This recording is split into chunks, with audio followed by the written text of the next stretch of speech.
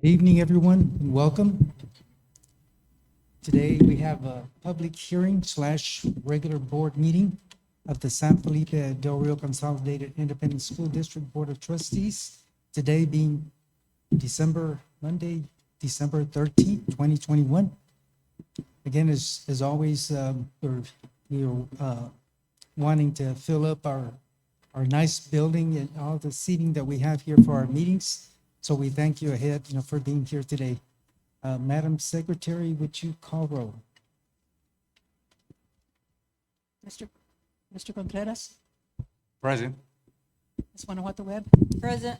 Ms. Haynes. Here. Mr. Mesa, Here. Mr. Overfelt, Present. Mr. Smith, Not here. Ms. Gonzalez. Here. Sir, we have a quorum. Thank you very much. Let the record show that we do have a quorum and that this meeting was duly called in accordance with the Texas Open Meetings Act, Texas Government Code, Chapter 551. At this time, we'll have opening ceremonies, first with a moment of silence for personal reflection, followed by the Pledge of Allegiance. Please stand.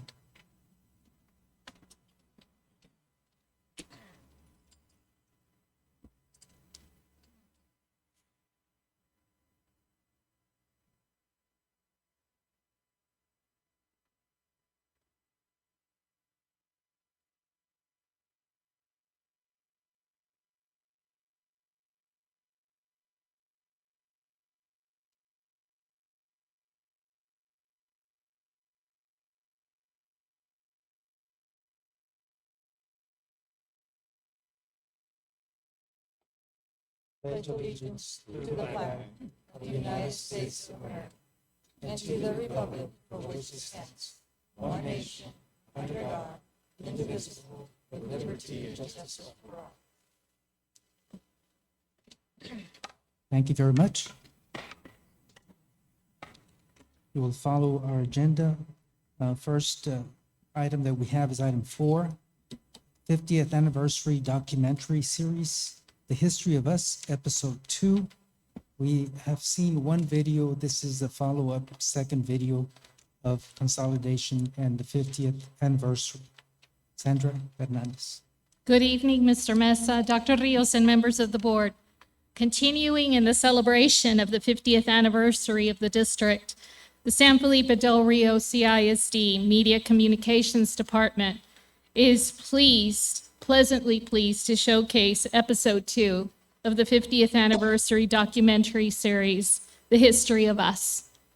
We want to give special thanks to all who are participating in the making in this video, and we hope that you and our community will enjoy it as much as we loved producing it.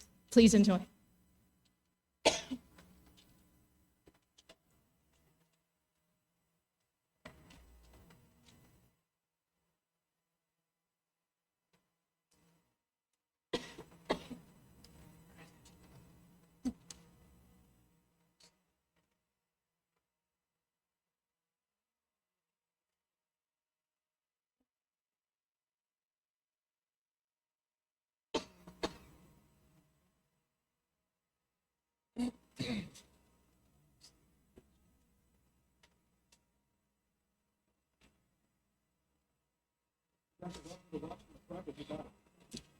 Okay.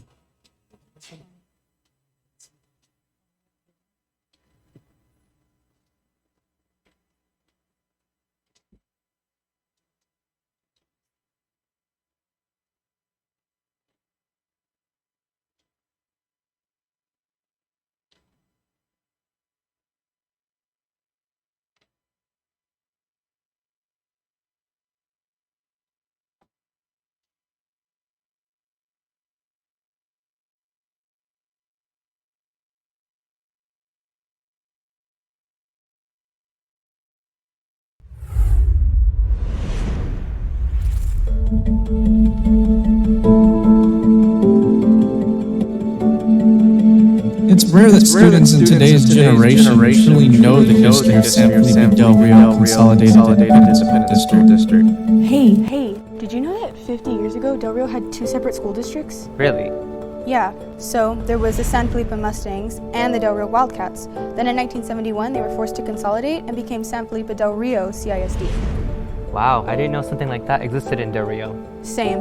Look, check it out. I found some yearbooks from when they consolidated. I wonder what that first year of consolidation was like. This story is about that era.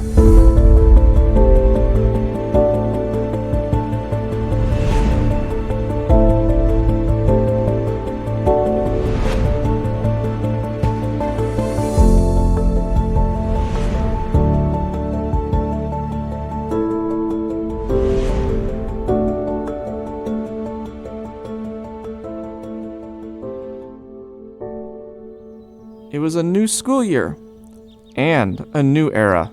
Students from the Del Rio and the San Felipe side would experience consolidation for the first time. It wasn't an easy year for either side, but they both had to come together and make decisions that would affect the district we know today.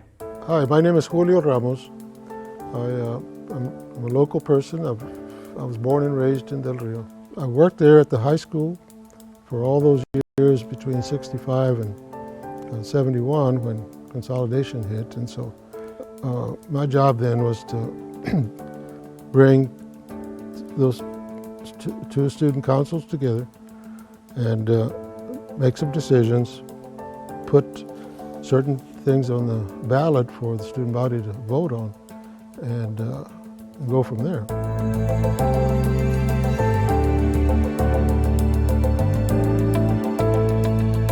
But it wasn't easy. At the time, there were two sets of students who participated in the student council, members from the San Felipe side and members from the Del Rio side. Because consolidation was already a controversial topic at the time, the students didn't see eye to eye on a lot of the decisions.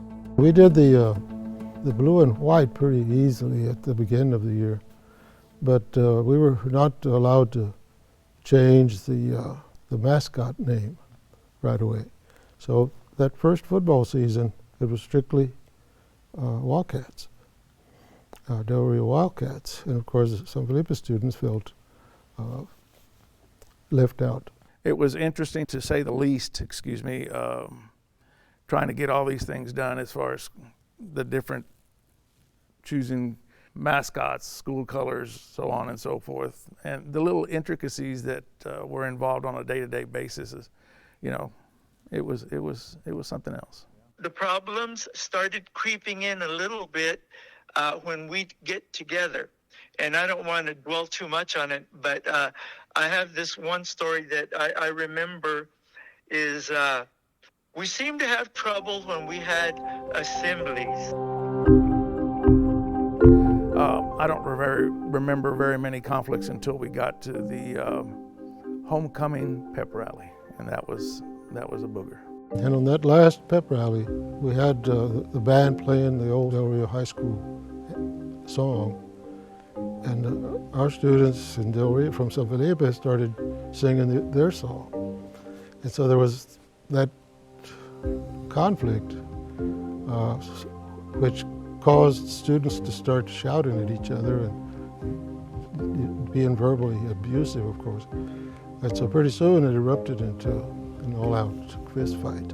This all happened in the gym area. Of course, when you get that many kids together in the high school gymnasium and you have two sets of cheerleaders and two principals, and everything, and of course, we're playing under Del Rio High at that point. I remember how it started, why it started, and I remember the chaos that happened. At the time, for some reason, those pep rallies were staged such that all the students were on the gym floor standing. They weren't in the bleachers. And so that caused for a lot of body-to-body, shoulder-to-shoulder contact. So anyway, it erupted into a major battle. I know that, and I can only imagine that there were other people involved in trying to settle them down, but we worked hard to try to get them settled. And we did to some extent, but they started moving out from the gym area onto the cafeteria area. And it erupted again out there. Some of my friends that, were in the medical areas, they were, getting ready to go study nursing. They said that the emergency room was pretty packed after every pep rally because, kids would get hurt and get sent to the hospital. So we looked for ways to try to get everyone to cooperate and be, become one. I remember that night at the football game, the entire stadium was surrounded with DPS officers, National Guard troops, so on and so forth, for that one football game. And so it wasn't the crowning highlight of our senior year, so to speak, but it was the most memorable for me, aside from the other little incidents that happened. 1971 wasn't an easy year for the students of Delroy High School. Administration needed to figure out a solution to help the students come together. So almost immediately, the administration asked that we start doing something about changing the mascot name. Specifically, when we were in the student council meetings, Mr. Ramos was there, and actually he was one of my science teachers that year. And it was, you had the San Felipe kids and Del Rio kids, and any item that would come up, it would be split right down the middle. The students from Del Rio, the old Del Rio school, submitted all cat-related mascot names, and the San Felipe students offered horse-related names, stallions and broncos and stuff like that. And so we tried to start that up as an election on those names, but we knew right away that it wasn't going to work. We were going to go back to the same old things because there was so much friction. Having a difficult time trying to come up with a mascot, Ramos requested that both superintendents review the mascots that both sides had come up with. They rushed over and they said, this is not going to work, so start all over. So we asked the student body for more nominations. I said, well, this time don't include any cats or horses. So sure enough, we got a slew of them. We got at least 24 nominations. We were pushed to get this thing done. And eventually we got it done. Whether we wanted it that way or not, that's the way it turned out. With a list of about 24 mascot recommendations from both sides of the student council, Mr. Ramos was ready to present them to the board. The top 3 options were the Blue Devils, Lakers, and the Rams. The board said, Blue Devils? We don't go with Blue Devils. And so at the time, of course, I think this part of the world was very big on goats and sheep. In fact, they called it at one time the wool and mohair capital of the world. That's how big that industry was. And so Rams, in the minds of the board members, was the obvious choice. And so that's how the name Rams came to be. Throughout the school year, there were many meetings held to make important student culture decisions. Student council consisted of the top students from both sides of the aisle. They took that charge well in hand and did a very good job. I think I mentioned at the ceremony here that they were like the people in the eye of the storm, because everything around them was always critical. It was always full of tension, and they kept on with what they were supposed to do, and I've always been real proud of that.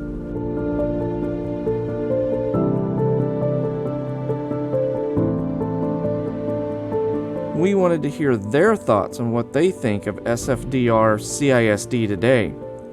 We also asked Rudy Rodriguez, former Wildcat, and Linda Polanco, former Mustang, their thoughts as well. Well, the way I see it now, it's great, because I see a lot of fans now at the Ram Stadium, and and everybody's together. I went with them not too long ago when they had the homecoming. Man, it felt good. And I was there with some San Felipe, my friends, one of my football players that were there. It made me feel real good.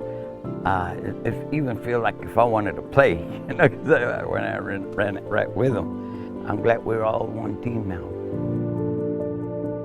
I think my thoughts is the best thing that happened.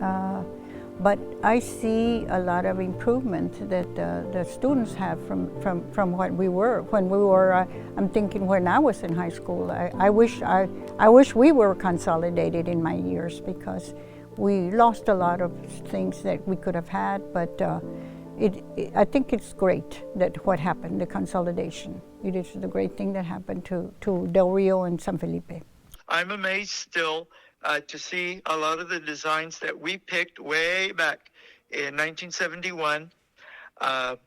Because I look at my nieces and nephews, you know, their high school graduation rings, and I still see the same designs that we put out, and the coloring and everything. So I do feel a bit of pride that we accomplished something that is still being used. Well, they took a bad situation, economic and whatever we wanted to call it, and did the best they could with what they had.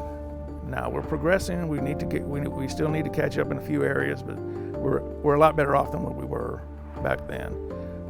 I believe there's more avenues available to kids nowadays than we had when we were there. Of course, technology, so on and so forth. But it has to evolve. It has to evolve. I really appreciate the effort, the work, the dedication, and the progress that I've seen with the school district. I think that some of the difficult political tensions that arose from consolidation and continued for some time have been difficult.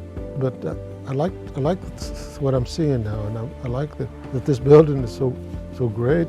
I think I mentioned earlier to Mr. Luna, at least, that I was a principal here for 3 years in this building. And so I know what you all have done to this building and for this building. It's an amazing place. So yes, I'm very happy to see Del Rio minds at work like this.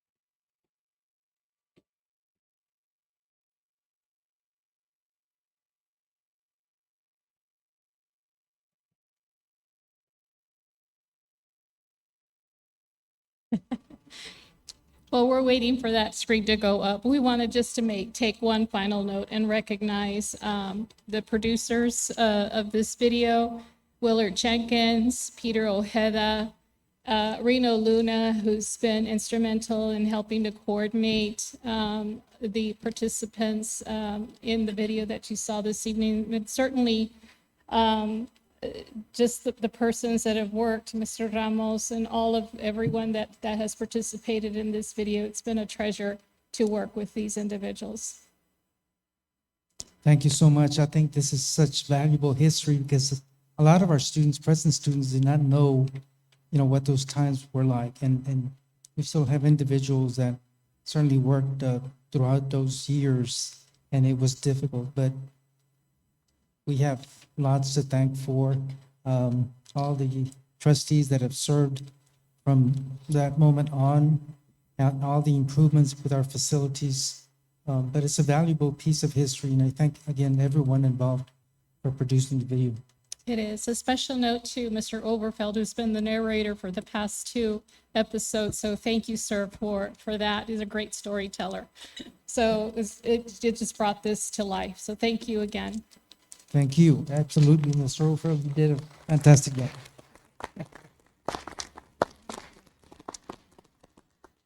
I believe there'll be one more video.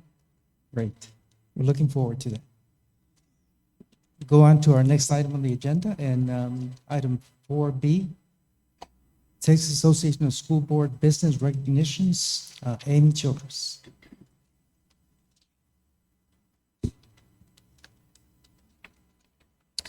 Good evening, President Mesa, Dr. Rios, and members of the school board.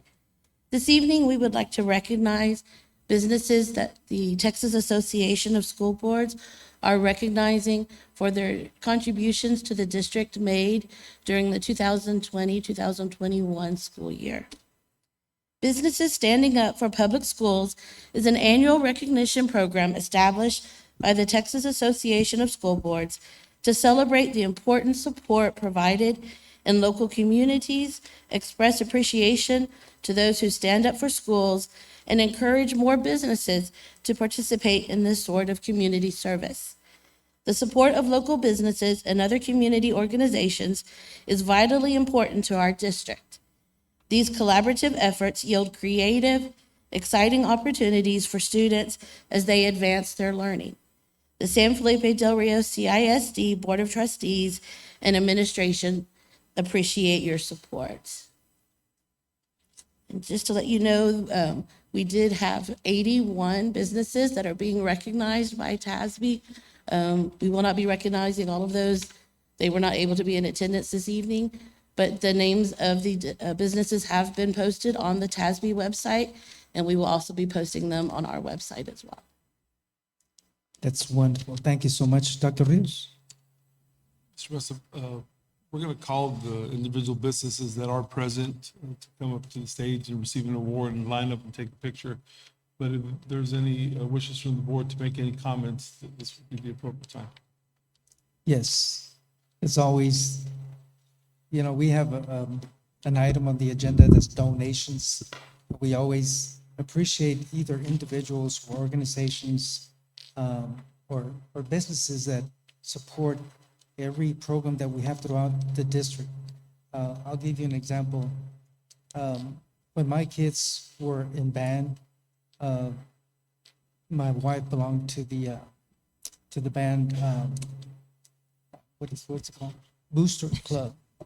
And they did so many things, and I still see the parents and business supporting the Booster Club, and we have Booster Clubs throughout different athletic programs.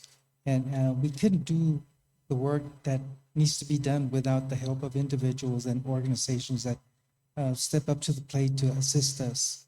That is every donation, because again, we do live in an area that a lot of our students have different needs, whether it's winter clothing and as such. And we always have, clubs and organizations, Lions Club and Rotary and everyone in the community assist us with those needs. So we're so grateful and appreciate it. And so TASB has come up with, they have a special called conference, I guess you can say, for business recognition. And I hope some of you will make that trip to be there in person to see businesses that contribute to schools and the recognition that you receive. And I'll turn it over to Ms. Wood. I just want to add to what Mr. Mesa has already said and Dr. Rios, because our community is what makes our schools. You out there in the business world, your children come to our schools. First person I noticed when I was out in the lobby was Mr. Sanchez. I've known Mr. Sanchez, and I'm not going to say how many years, sir. But he was fantastic when he was working with our district, and he's doing an excellent job out there in the community, still helping. I see other businesses, I see lawyers, police officers. You all are the foundation for what we do here. You all are the seeds that help our children. You all have kids at home, and if you don't have any children, you have grandkids. So those are the ones that come to our school. I see teachers out there that have served in our school system that are now working with different agencies in the community. And let me tell you, we are very appreciative of every single thing that the community does for every single student and every single campus in our district. We are not individuals. We are all together and working together as a team. And I truly appreciate each and every one of you, from Laughlin Air Force Base to everyone else in the community that's sitting out here. And I don't know everybody's name out there, but I can pinpoint certain people like Mr. Escamilla, Amezcua, Sanchez, Mary Mota, and Ms. Martinez, Councilwoman Martinez. But I thank you from the bottom of our hearts for everything that each and every one of you bring to our district. Thank you. Thank you, Ms. Wood. Mr. Orfa? Y'all hit it on the nail on the head. Pretty good. I don't want to be redundant, but thank you to everything y'all do for the community and for our kids in our district. We really appreciate it. Thank you, sir. Anyone else? Again, thank you, and I'm glad that we have this recognition program for the outstanding work you do in supporting us in every aspect. Thank you again.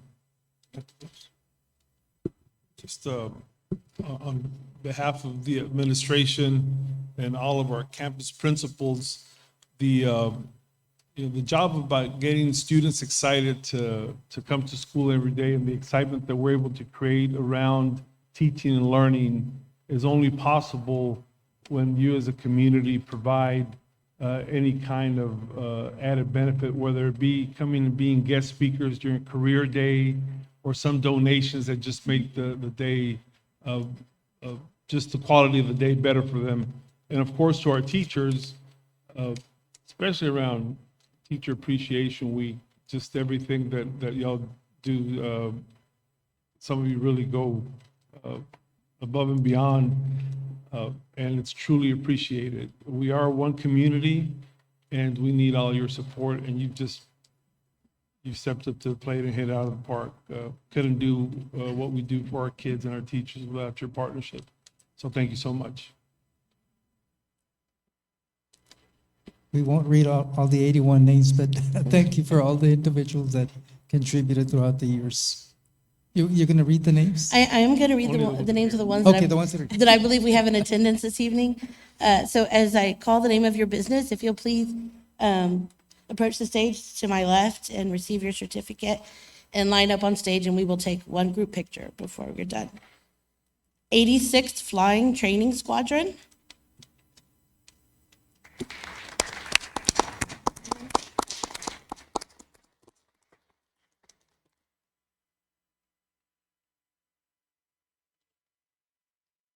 Amistad Physical Therapy Center.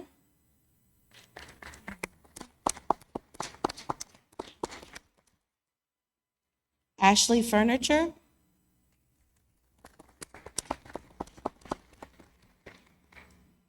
Body Factory.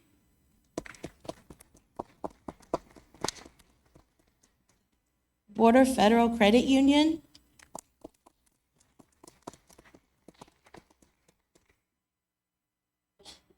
Buffalo Wings and Rings.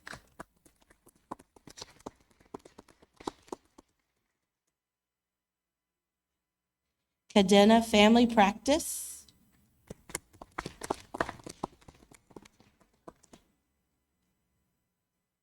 Chick-fil-A.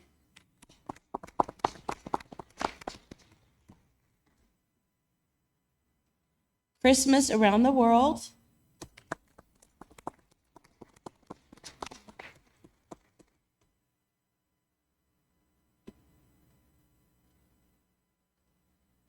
Contrails Coffee, LLC.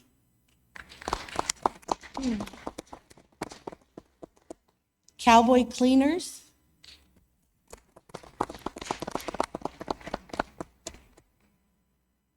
Debbie's Dog Grooming.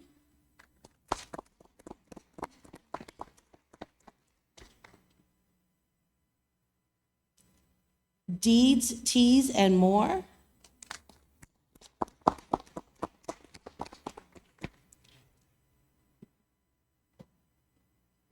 Del Rio Police Department.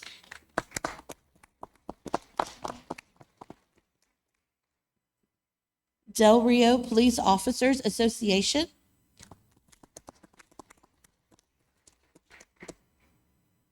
Edward Jones Investments,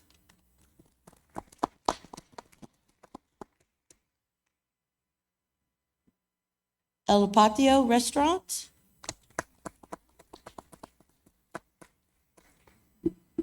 Elsa's Creations,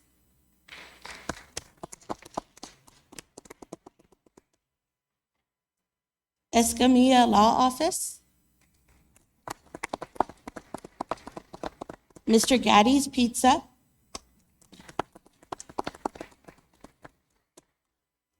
Project Shine Bright,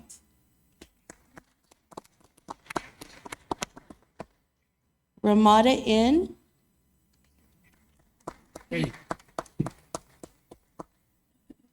Real Estate Solutions, Rotary Club,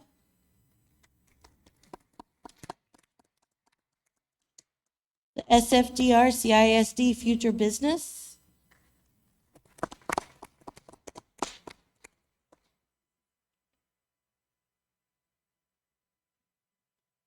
Skillets Del Rio,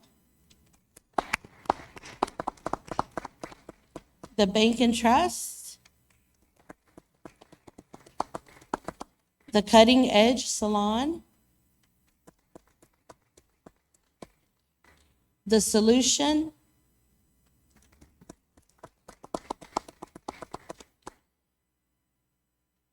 Boy Scout Troop 255,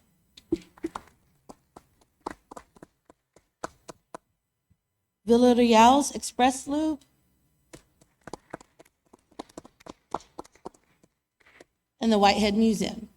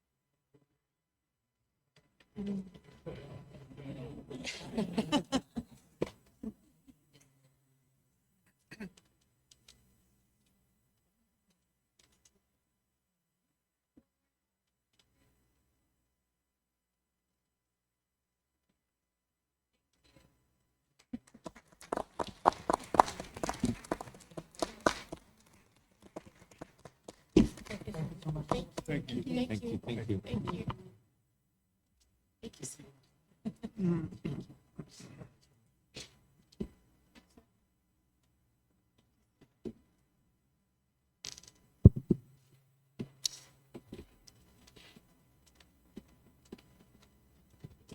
Once again, thank you for being here tonight and helping us as always.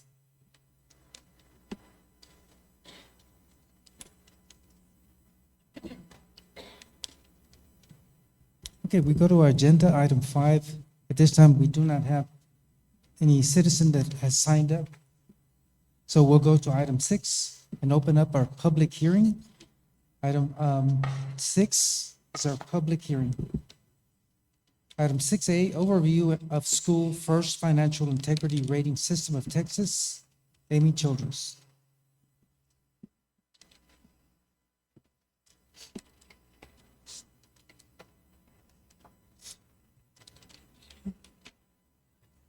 All right, good evening once again, President Mesa, Dr. Rios, members of the school board. This evening we are here, this is the 19th year of Schools First Financial Integrity Rating System of Texas for Texas school districts. This public hearing is to announce that the district received a rating of A superior with a score of 100. This rating is the state's highest, demonstrating the quality of our district's financial management and reporting system. The state school financial accountability rating system, known as the School Financial Integrity System of Texas, or FIRST, ensures that Texas public schools are held accountable for the quality of their financial management practices and that they improve those practices. The system is designed to encourage Texas public schools to better manage their financial resources to provide the maximum allocation possible for direct instructional purposes. There are 20 indicators that we are scored on, and is how we receive our rating. And at this time, I will read each of those 20 indicators. Was the complete annual financial report and data submitted to the TEA within 30 days of the January 28th deadline, depending on the school district's fiscal year end date of August 31st? And that answer is yes. Was there an unmodified opinion in the AFR on the financial statements as a whole? That answer is also yes. Was the school district in compliance with the payment terms of all debt agreements at fiscal year end? Yes. Did the school district make timely payments to the Teachers Retirement System, Texas Workforce Commission, Internal Revenue Service, and other government agencies? That answer is also yes.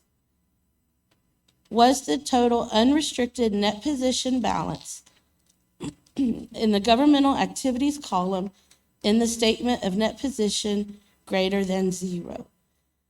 The answer is yes. This indicator is not being scored for this is for the 2019-20 fiscal year, and it is not being scored due to the impact of accounting changes that were implemented by the Governmental Accounting Standards Board.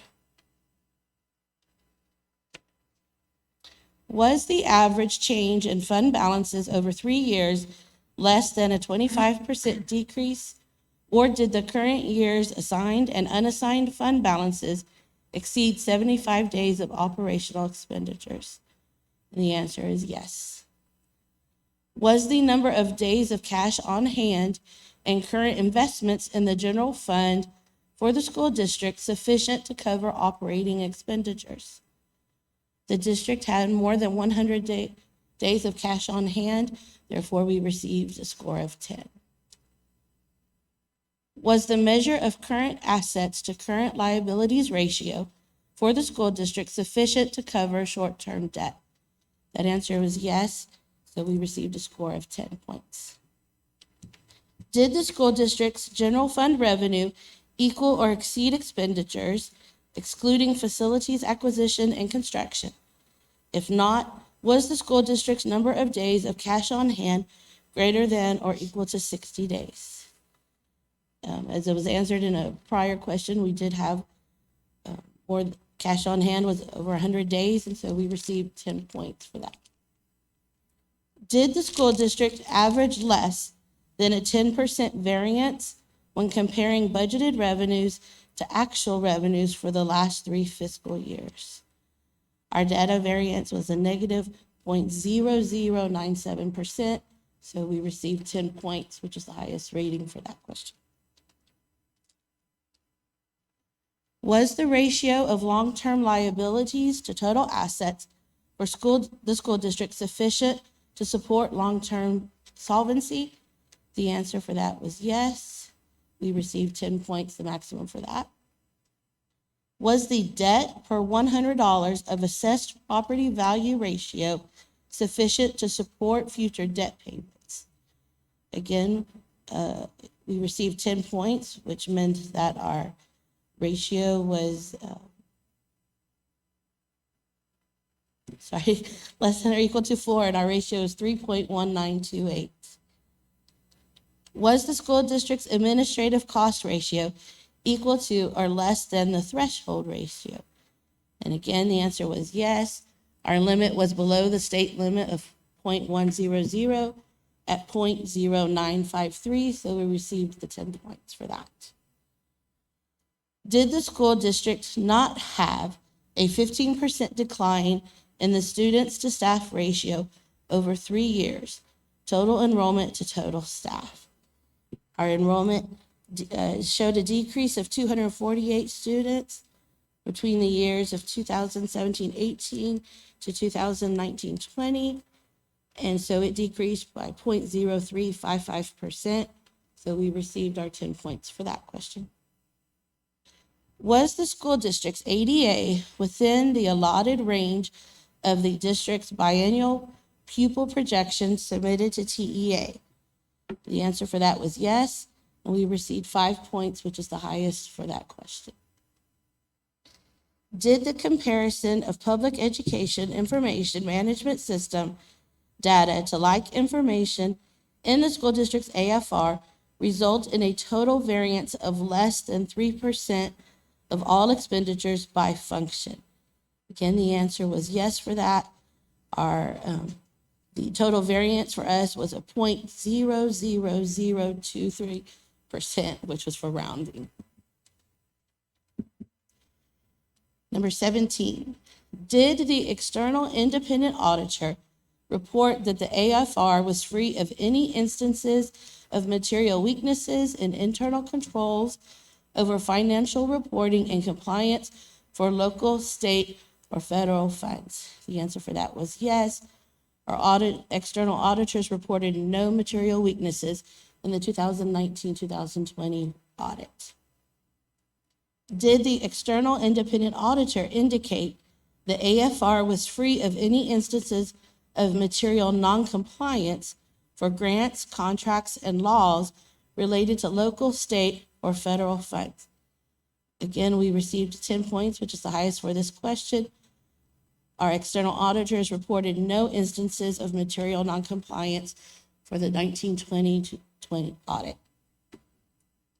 Did the school district post the required financial information on its website in accordance with government code, local government code, Texas Education Code, Texas Administrative Code, and other statutes, laws, and rules that were in effect at the school district's fiscal year end?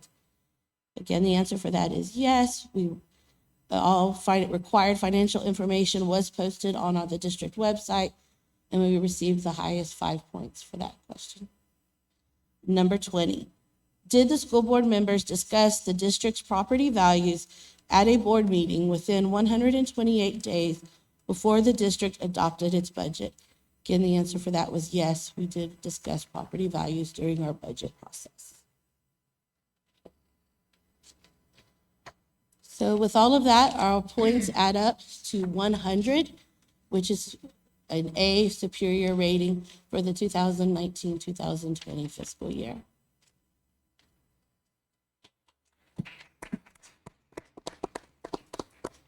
And we will be required to post this along with some financial transparency, which are already on our district web pages, the superintendent's contract, and then we have some forms for you to sign if anyone received any type of business money through business transactions or any type of gifts of $250 or more. And that is all that I have at this time. Okay, I will ask anyone from the public if they have comments. Anyone here?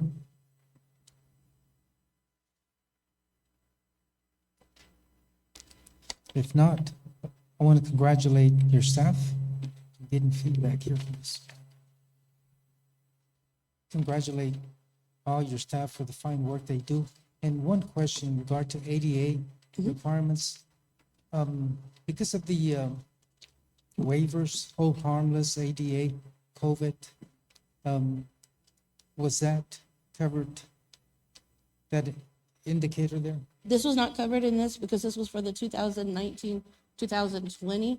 So those won't take effect until the 2020-21 transparency, so they haven't put those instructions out yet. I'm not sure how they're gonna, if they will waive any of the indicators due to that. This was for the year prior to that. So I guess they'll work it out with the indicators the Yes. following year. Yes. Okay, that was my only question. Board members, anyone else? Dr. Rios? Mr. Mesa, Mrs. Childers, our CFO, and her team have done a fine job in making sure that we're in compliance.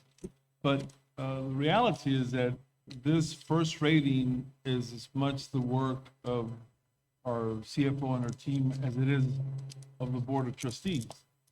And so this A+ rating is for the board because the method in which the budget is approved, how you ensure that we stay within the limits, how you're responsible to the taxpayers so that we don't overspend or overcommit is what the majority of this report is about. So if you'll notice in the areas where they give 10 points versus 5 points, where they give 5 points, the heaviest weight has a lot to do with board action.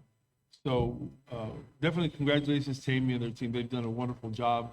But also to the Board of Trustees, this is your A+ rating for overseeing the tax dollars of the community and the money that's allotted by the state. So look forward to continuing to work with you. I know it's difficult because budget time so much. We want to do so much, but there are limits and just sometimes we have to just agree that there's limits. So kudos to the board for their oversight of the budget and for setting the goals of the district and moving in that direction, sir. Thank you very much for those welcome comments for the board members. But I do want to say that your staff works late hours and sometimes weekends to get everything done. I'm glad the budget workshops are not scheduled during hunting season.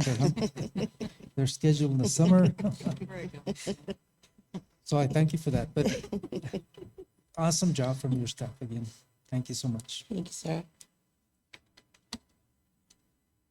So we will adjourn our public hearing and go on to item 8, reports, and we're going to move up item 8C, health insurance update. If we could move it first, would that be okay with board members? Okay, so we will have item 8C, health insurance update. Aide Garcia. Good evening, President Mesa, Dr. Rios, members of the board. With us tonight, we have our consultant, Greg Holdaway with Brown & Brown, who will provide us with an overview of the transition for our health plan.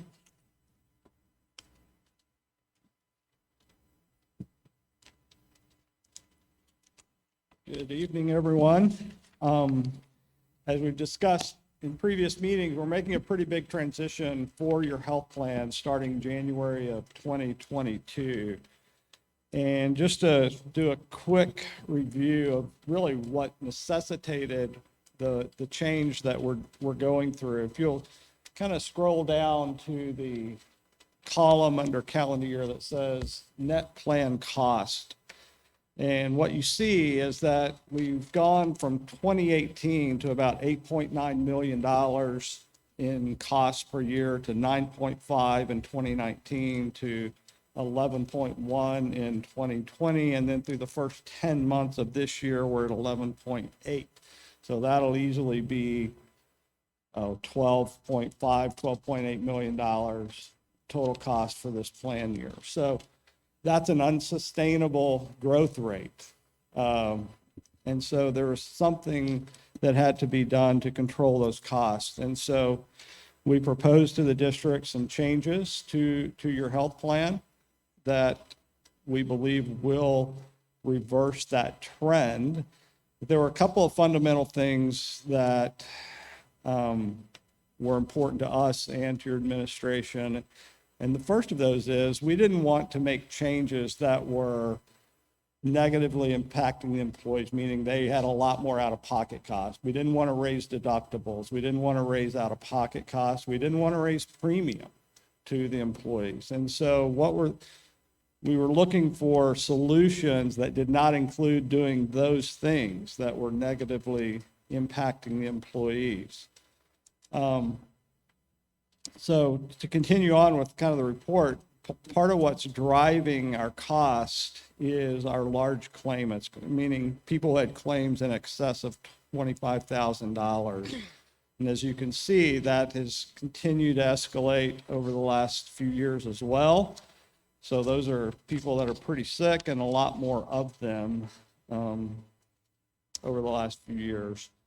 So one of the ways that we are able to, we believe, able to control cost is going from what we consider a bundled approach, where one insurance company, in this case, our current vendor, Aetna, manages every aspect of the health plan. They administer the claims, they are the stop-loss insurance carrier, they are the pharmacy benefit side, they do the network, they literally do everything for the health plan in a bundled fashion. The challenge with that is there's no transparency into the cost of all these things, and we really don't have a lot of flexibility to make changes to how the program works. They dictate to us a lot of how the things work. So the biggest structural change is that we're going to an unbundled approach where we can select vendors in each category that we feel best meet the needs of the district, okay? So the third-party administrator that we're moving to in 22 is Kempton Group Administrators out of Oklahoma City. So the third-party administrators, the entity, the company that we hire to administer the health plan, they process and pay the claims, they do the customer service components. From an employee standpoint, they effectively become their insurance company. They are who they're going to call. So they're an independent group not associated with an insurance company. They simply do the administrative work. The stop-loss carrier is going to be U.S. Fire, pharmacy benefit manager, a company called Southern Scripts, utilization review, MedCom. Our network is Healthcare Highways. So there's lots of vendors and lots of people, and by doing this, we believe we can control costs. One thing you'll note is we now have direct contracts with Valverde Regional Medical Center. That was a contract negotiated between the district and the hospital. We would never have been able to do that with Aetna. They would not allow us to do that. But the value of that contract is that we're paying a lower unit cost, meaning we're paying less money for the services rendered at the hospital. And in exchange for that, the plan will pay claims for employees that go to the hospital at 100%. They'll no longer have to meet a deductible when they go to your local hospital. So that's a win for your employees. It's a win for the plan because we've got lower unit costs. We also have a direct contract with Shannon Medical Center through our third-party administrator. That's in San Angelo. So we're doing everything we can to control the cost of the plan and control the cost of the claims without impacting your employees, without raising their deductibles, without raising their premiums, and in fact are going the other way.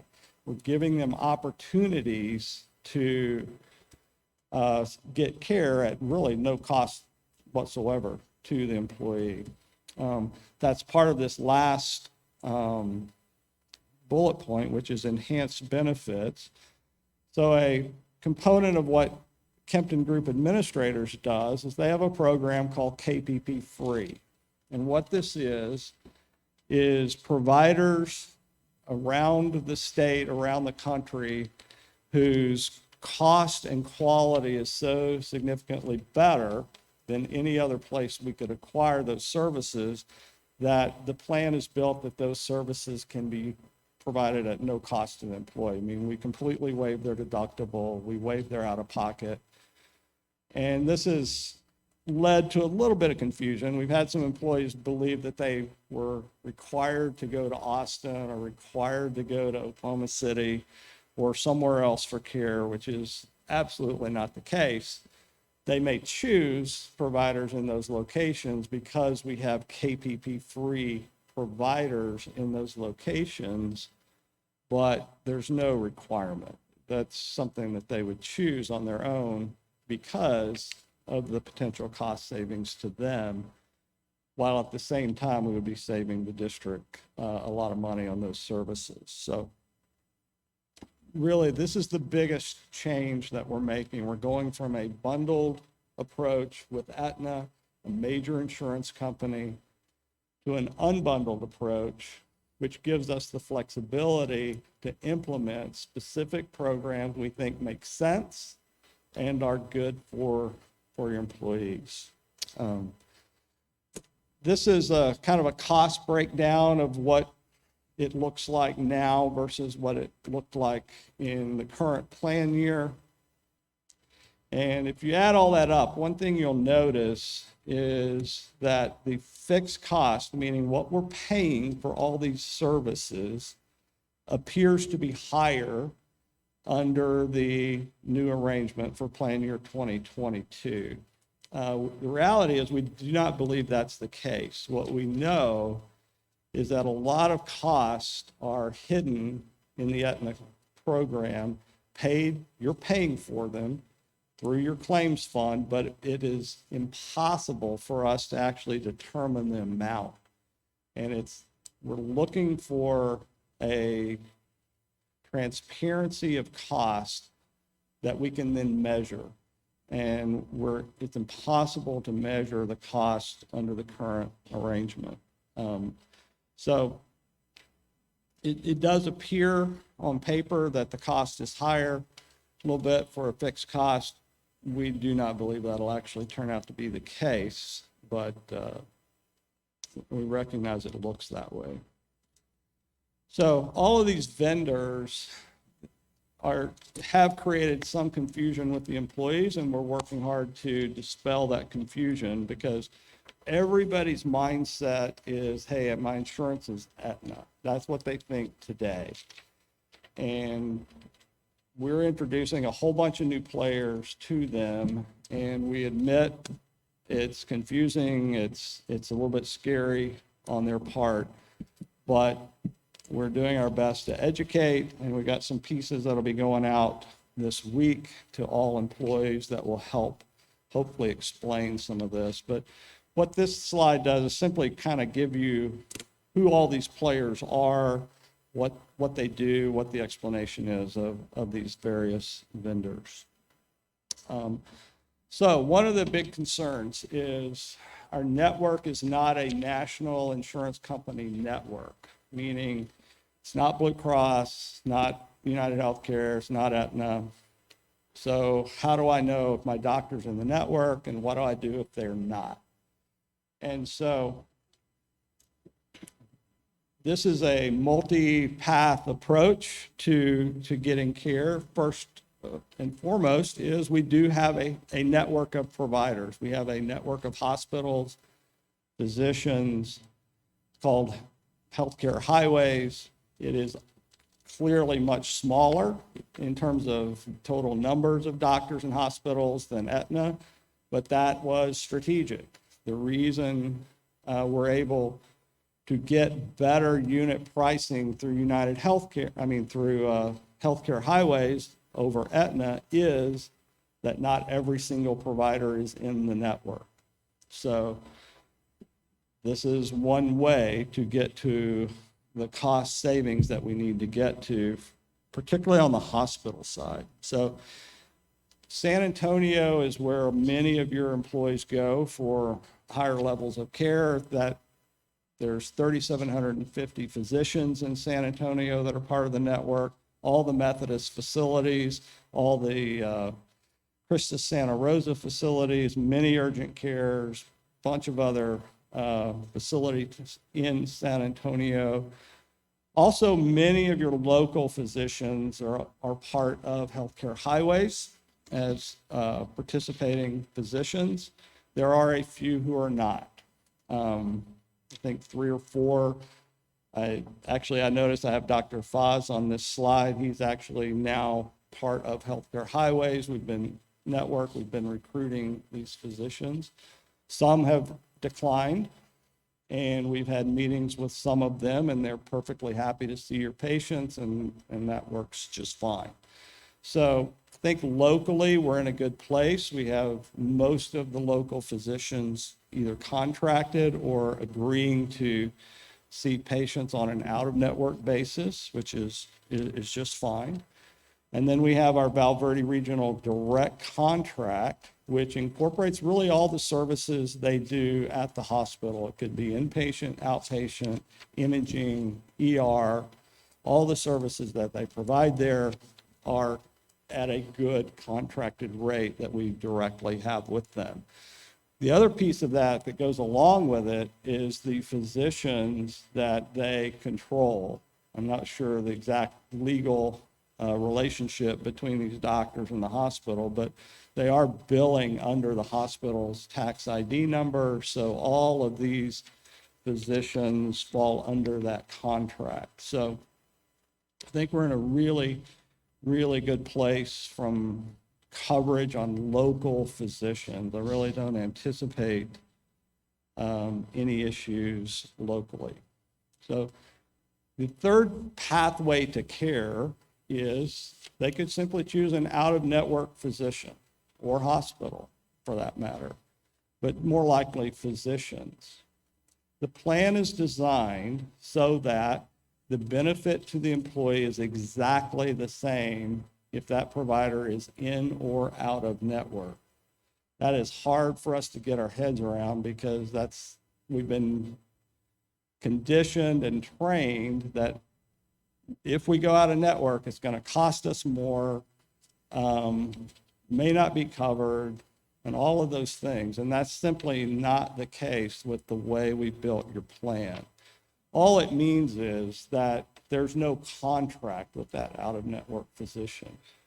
The employee's benefit is exactly the same. So if they have a $30 copay to see a physician in network, they have a $30 copay to see a physician that's out of network. The only real difference is that we do not have a contract with that doctor. We're going to pay them a fair price, and they may not recognize the plan. They may have some confusion. We have methods and there are ways to get them on board, but it just requires a conversation typically. So employees are free to see out-of-network physicians. I don't want to be Pollyanna and say that this was trouble-free because it can cause some consternation on the employee level. The physician's offices will occasionally say, hey, we don't take this, and it requires a conversation with our team to help them understand that they do, and they would be happy to take it. But there will be some feedback that this is a challenging process, but it does work, and it takes a little time. And so far, in other clients who are using similar type programs, we've been able to do something with every physician. We've not had anybody who couldn't see a physician. Sometimes it was a little bit of a process to get there, but we've not had anybody who couldn't see a physician they needed to see. Then the last pathway is what we call KPP free. Again, these are providers, it's typically surgical centers, imaging, but it's beyond that. But it's providers that are essentially cash-based providers, meaning they really don't take insurance, but if we agree to pay them their cash price, they're happy to see our patients, and this is all coordinated through Kempton Group. But the pricing and quality on these providers is so good that it's worth doing two things. One, providing those services to the employees at absolutely no cost, meaning no deductible, no out-of-pocket amount. And if they need to travel somewhere to receive those services, the plan will reimburse their travel costs for them and a companion. So I can give you some examples, if you like, about what this looks like, but it's a really tremendous opportunity for an employee. We've had reports in other districts that are doing this where employees came to us and said, hey, I've needed this surgery for 3 years. I couldn't afford it. Because of this program, I can get the surgery, I can get the treatment that I needed. And so, I mean, the reality is a significant surgery, a musculoskeletal surgery, is probably going to cost your employee $5,000 out of pocket. That's a huge barrier to many of your employees. If they can get those procedures, get the services they need, and it costs them zero, that's a huge opportunity for those folks. So, but it is only an option. It's not required. It is simply an option that we make available. So this is our pathways to care. You can go in-network through our Healthcare Highways Network. We have our local contract with Val Verde Regional Medical Center. They can choose to go out of network, no difference in benefit to them, or they could choose, if their procedure warrants it, to utilize our KPP-free program. So that's really the 4 ways folks can get to the care that they need. This is just a quick snapshot on our Healthcare Highways Network in San Antonio. It's robust in San Antonio. It incorporates most of your local providers. It's going to have robust network in Austin, Dallas, Fort Worth, Houston, major metropolitan areas around the state. So folks can choose an in-network provider and have many, many choices for care. So the biggest question we get is, if I go to an out-of-network doctor, what happens? And so we kind of developed this little flow chart to help folks, and most of the time, folks will go, they'll present their ID card, physician will provide services, they'll get reimbursed, and everything's fine. There are times, which is the left side of the chart, where the doctor may not want to see the patient immediately, and honestly, it's not the physicians themselves, it's some front desk person who just simply doesn't recognize what's going on. And the answer to that, what do I do next, is call your Kempton Care Advocate, which are a dedicated team within Kempton Group administrators who are there to help your employees with anything, but particularly with this process. They will make a call to the physician's office, help them understand the plan, help them understand how they get paid, and most of the time that clears it up. So there is a couple of pathways for what do you do with an out-of-network physician, but generally speaking, it works out well in the end. I don't want to disillusion anybody though. This process is scary to employees. It is disconcerting to them, and it will take a little bit of time for folks to walk through it a few times, and then it'll probably be okay.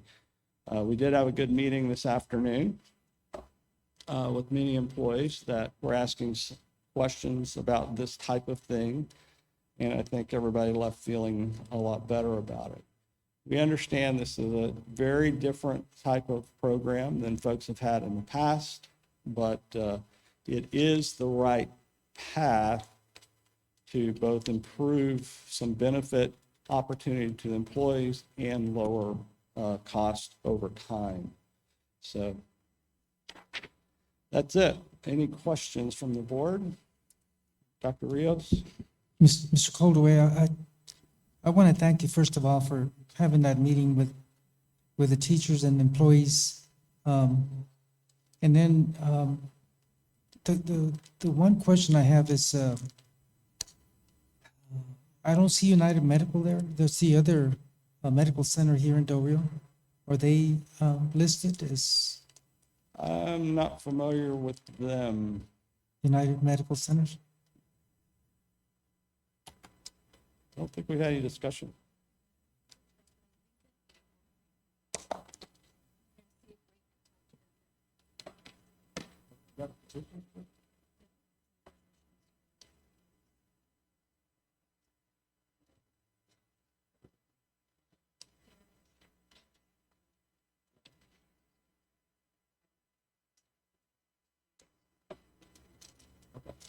We'll check on that for you. Yeah, it's a local medical center here, so I just Okay.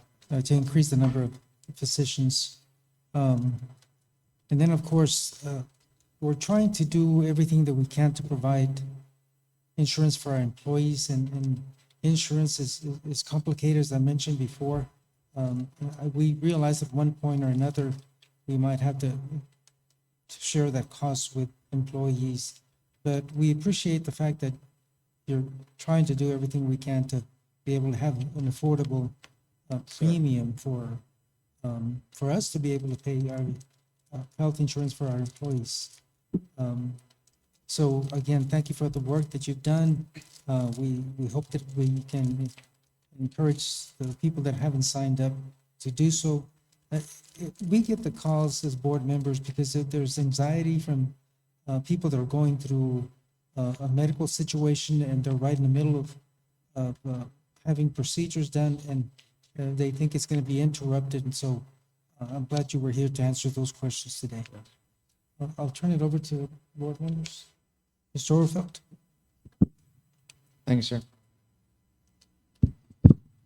I've got a lot of questions, comments, concerns about it. The title of the presentation is In Pursuit of Protecting Your Most Valuable Asset, Your People. And you admit that transition can be scary and we don't want to disillusion ourselves and stuff like that, that this transition is going to have difficulties there. And one of the statements you made earlier in the presentation was we're trying not to negatively impact our employees in moving to this particular insurance. However, everything that I have heard from employees and stuff like that, the last 3 months have been nothing but a headache for our employees as we move to this particular system. I know you had the presentation this afternoon there, and I didn't make the presentation. I got here right after it was over, but I ran into a group of employees outside, and they were still unsure of what was going on after that presentation. There were concerns about questions that were not couldn't be answered, and well, we're not sure if that doctor is this and that. And you know, we're what's today, the 13th, we're 18 days away from January 1 and moving over, and we're still having huge headaches with it. One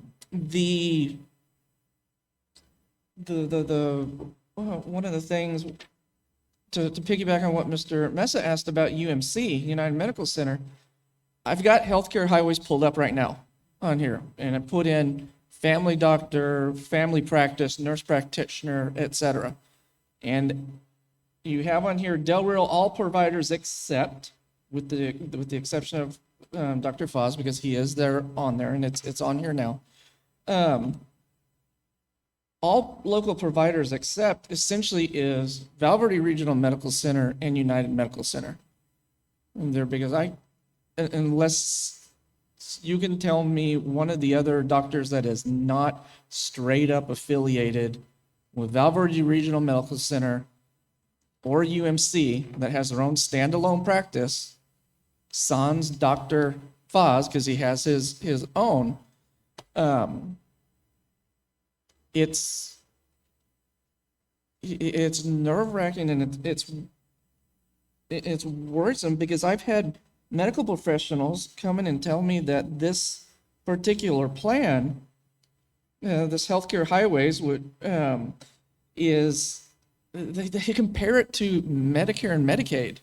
That's why no one wanted to touch it, which is to go in and be told that and then say it's more like an HMO than a PPO there, because it's a PPO, right? Yeah. This is a PPO. Sure. And to go in and say you're essentially Medicaid or Medicare or an HMO there.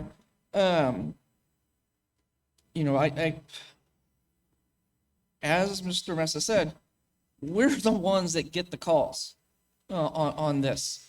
HR might get it, but I guarantee you, I get calls, I get emails. The other 6 of us up here get calls and emails about it. There's a couple things you just don't mess with in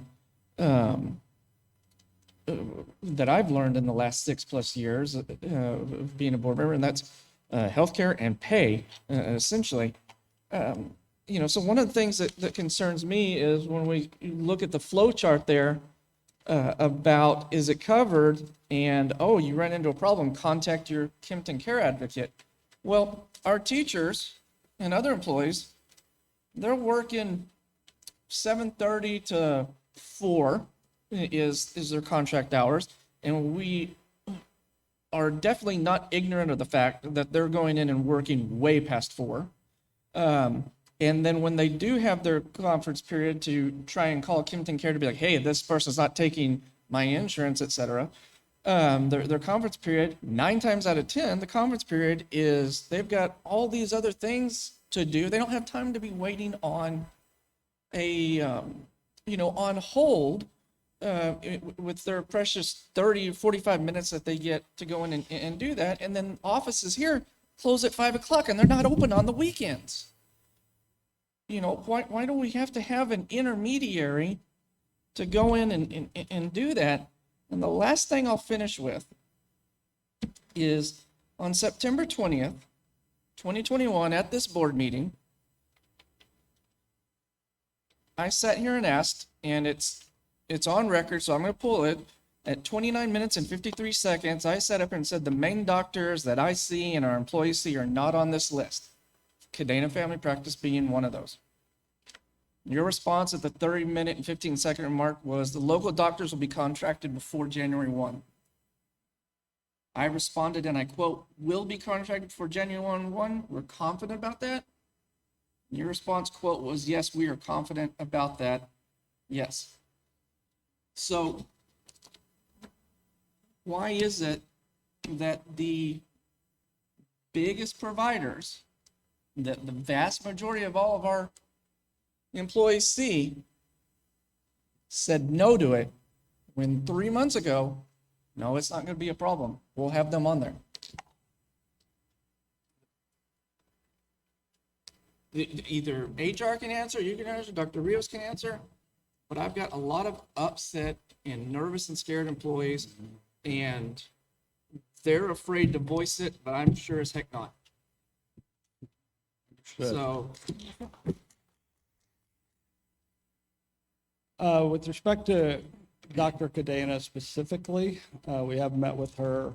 I've met with her, and while she declined to sign a contract with Healthcare Highway, she's more than happy to see our patients at the reimbursement levels, and there'll be no disruption in that kind of service. So when they go after January 1 and they pay their $30 copay, and if it works perfectly, they shouldn't get a big old bill a month later. Correct. Right? And if they do get a big old bill later because it's out of network, they're calling the advocate person or whatever it was to take care of it. Correct. When they can find the time, Monday through Friday, when they're not teaching and doing everything else we're asking them to do. I'm sorry, I'm just. Yeah, Dr. Rios. Well, I think Ms. Webb should. Oh, Ms. Webb. Well, I just want to make sure that Mr. Orfeld, somebody answers your question. Yes, sir. No. And Mr. Corley has. He was saying that it's that if they get a bill or whatnot, they'll contact the advocate, correct, and then it'll all get worked out. Correct. Okay. It's all the headache in between that is being introduced into the system or into their lives that we haven't had to deal with in the past, whether it was Blue Cross Blue Shield, Aetna, whatever it might go in and be. People are, like I said, there are two things you just don't mess with. And I wanted to voice that because I was getting it, and like I said, I know that people won't come and say it out here, but they'll say it to us. And I was elected, like the other 6 of us up here, to represent the citizens and the employees and ensure financial stability and other things of this district. So I had to say my piece. Thank you. Ms. Webb? I attended the meeting at 4 o'clock today, and I sat in the back. Dr. Rios saw me. And the people that were here, I don't know which ones Mr. Oberfeld met with, but there were several of them that met with me afterwards. And they asked me to thank our agent right now because they received information and they had answered, their questions were answered to where they were satisfied. One of the things that I did mention, and I mentioned this to Ida earlier as well, and I did mention to Mr. Caldwell as well when I met with him before the meeting, which was we do have an advocate that he refers to, but being an employee of the district for 42 years, I don't personally like for people to call an advocate and have numerous people from the district calling with information. So any individuals that reached out to me, I asked them to give me the name of the doctor, the field that the doctor was in, the address for the doctor, the phone number for the doctor, and I made a list of those and I shared them with Dr. Rios and Ida and Sandra. And they contacted the insurance agency to make sure that they contacted the insurances, or the insurance contacted the facility to make sure that they were in the listing. The other thing that our district has, and this I did personally as an employee of the district, we have an insurance agent within our district. So my recommendation to our district is also to utilize that person, that if our teachers, let's say for example, they go to Dr. Cadena and she takes the copay, like she indicated that she was going to do, and our employees receive a bill, then you bring that bill into our agency, to our local agency, and have them contact them from the office here. Because like Mr. Oberfeld mentioned, our teachers don't have the time during the day to call, and by the time they finish the end of their workday, the office is probably closed, unless they work different hours. But that's a recommendation that has always been very helpful. I did share a story as well that in one particular case, and this wasn't even with this insurance, it was with the Blue Cross, I think is what we had at that time. And I went to a doctor because I was asked to go, and they wouldn't take the insurance. However, I called our insurance agent, and I'm not gonna say the person's name right now, but all she told me was, you know what, Linda? Hand them the phone. And I handed them my phone. I don't know what she told them, but let me tell you, they saw my daughter, no cost other than the copay. So those are the things, we don't like change, but how many different insurances has our district not had in numerous years? And I know that our district is doing everything possible to work with all of our teachers. We just don't know all the doctors that they see. But if they give us, or give Ida the names, I know that they'll reach out to them. And I believe that you also mentioned there were 3 doctors on here, Cadena, Galindo, and Faz. And I believe Ida mentioned that Galindo was already on board, and so was Faz. And Cadena wasn't, but she's willing to see everybody at the same cost and then work it out with the insurance. So either the other end result, like Mr. Mesa mentioned, is the employees will have to pay for their own insurance, and that's what we as a board are trying to prevent, is from having employees pay for their own insurance. But again, based on the people that were here that I saw at the end, they did ask me to thank you for the presentation because they did receive a lot of useful information. I wish more people had been here because I know that there were questions asked that you said were rather personal. I couldn't hear the question asked at the back of auditorium, but I know that there were several people that asked rather personal questions, because I heard you mention that you were able to either answer, but the ones I saw were satisfied with the information that was given. So with that, I'll turn it over to Dr. Rios and go from there. Dr. Rios? Well, Mr. Mesa, just a couple comments. One is to the board, and another one is to all the team members of the district, teachers, everybody else. We recognize that any type of change, especially one so personal as your healthcare, is very uncomfortable. But we sincerely, strongly believe that we can continue to provide the same type of services 99.99% of the time with your same physicians. But transition is hard. But the other side of it is that if we don't go through this transition, if we don't go through this difficult moment, then the costs that have gone up in the last couple of years are in the millions. They're not 600,000, they're not 500,000, they're in the millions. So I recognize that there's a period of discomfort, but I'd like for all of our team members, all our employees to know that this board has never let you down. I don't think that there's ever been a transition where your services have deteriorated. This one is a little bit more difficult because it's changing the whole process and it's challenging traditional insurance patterns that make a whole lot of middle people rich, but then are very taxing on the school district. This last year, the school district could have given employees about a 6% raise. But in order to keep up with insurance costs, we were only able to recommend a 4% raise. And we need to just move away from that so that we can continue to compensate you directly and not offset some money. Now, I know that Brown and Brown, particularly Mr. Colway, is engineering all this, but I will share with y'all that 4 years ago, we were in a worse situation, and they helped us through. 4 years ago, we were talking about raising insurance premiums, and they came up with a solution.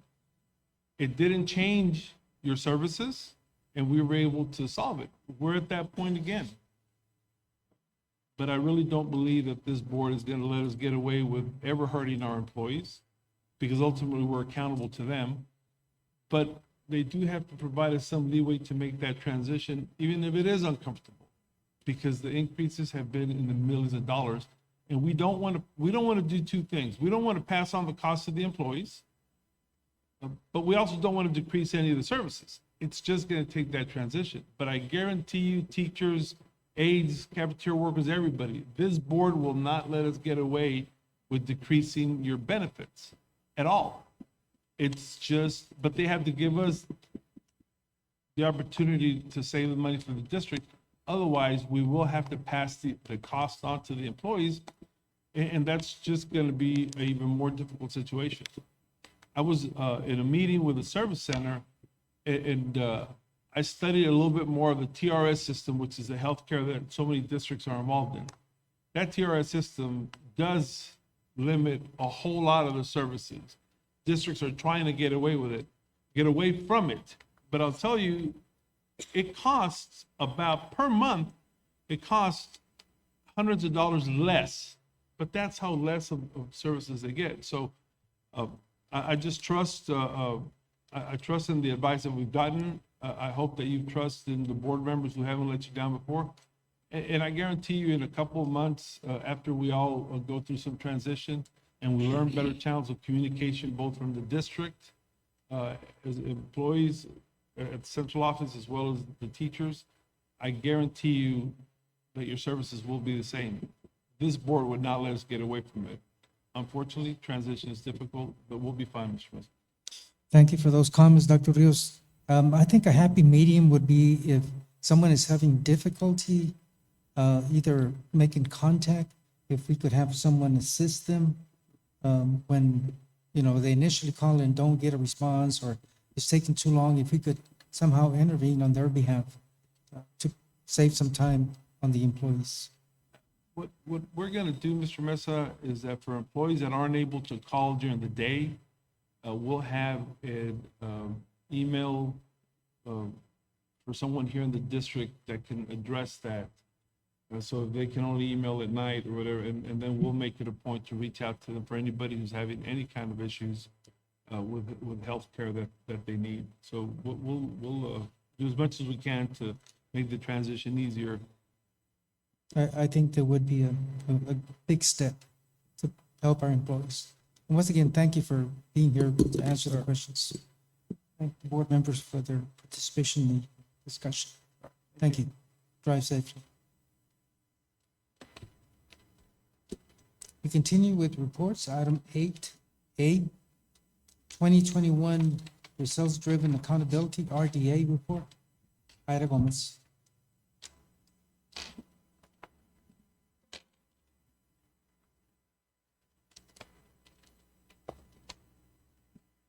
Good evening. Good evening, President Mesa, Dr. Rios, and members of the board. Bring up the presentation.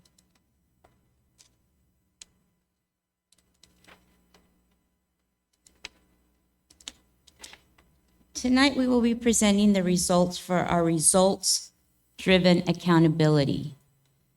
Most of us were very familiar with PBMAS, the performance-based monitoring analysis system, and that's what we had for many, many, many years. A few years ago, maybe 3 years ago, we went to the RDA monitoring system. I know that I've been presenting it because it's been mostly report only for the last couple of years. Last year, we showed all the indicators, the different programs, but we didn't have any data. Tonight's presentation does include pretty much our first year of data.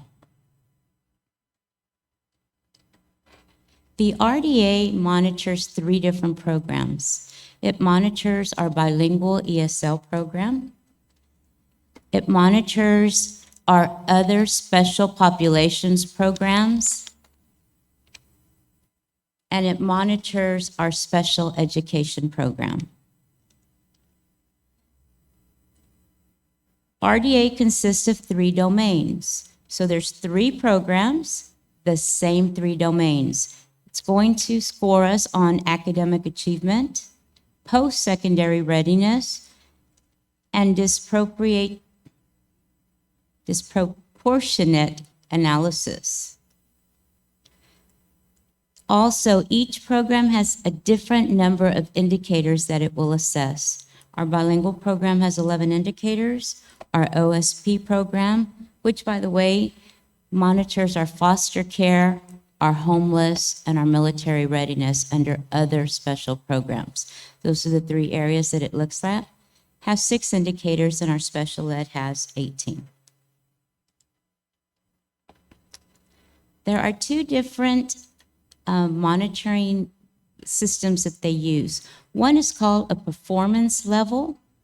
And what they're going to do is they're going to score every indicator, the indicators I mentioned, on a performance level of a 0, which would be the best, a 1, a 2, a 3, a 4, an NA for non-applicable if we didn't have enough students, and a report only, which is what we've had for the last 2 years mostly. After they rate us on the indicators and give us our performance levels, they make what's called a determination level for the program. So it's kind of like, overall, how did the bilingual program do? Overall, how did the special program do? Overall, how did the other special programs do? That would be a determination level of a 1, meeting requirement, a 2, needing assistance, a 3, needing interventions, and a 4, needing substantial interventions. So I'll start with a report. The first report is the bilingual ESL domain. 1, this is academic achievement, and it does have 8 indicators.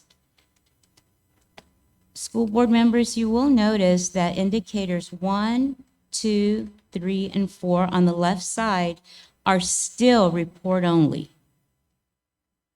So we did not get any type of performance level on those indicators. However, on the right side, you will see indicators 5, 6, 7, and 8. Indicator 5 is our English learners' years after reclassification. These are our M1s, M2s, M3s, and M4s. So it's actually checking to see how our students did after they exited the program. You will see here that in math, reading, science, and writing, our students did very well. They're doing well. Social studies, which is tested at the 8th grade, had an performance level of 3, meaning needs assistance. Indicator 6, which is the next box of data, is for our Eoc passing rates.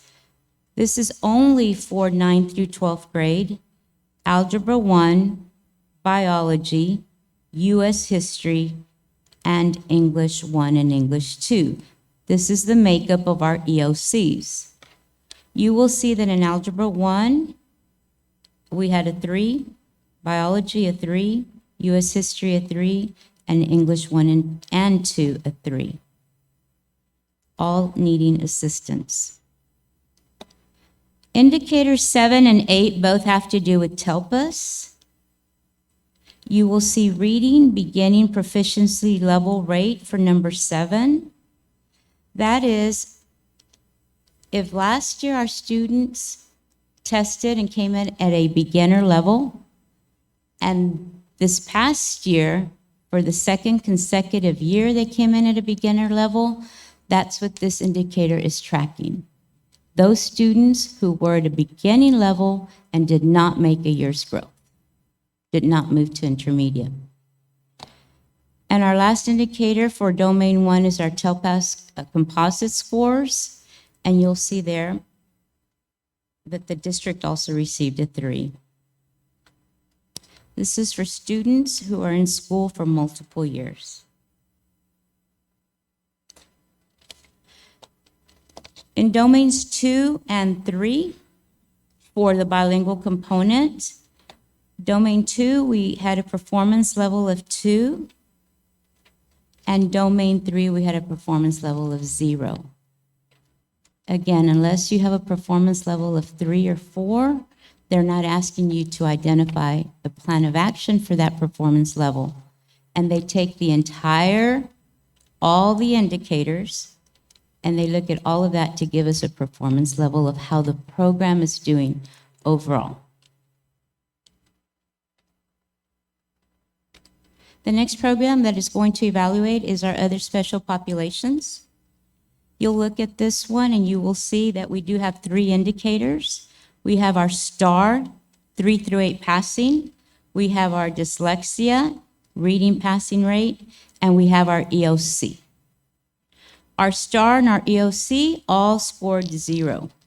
That means that our students in the foster care system, our homeless students, and the military connected did exceptionally well. In our dyslexia program, they're only giving us a report only. They're still acquiring data. They are not sharing any type of performance level.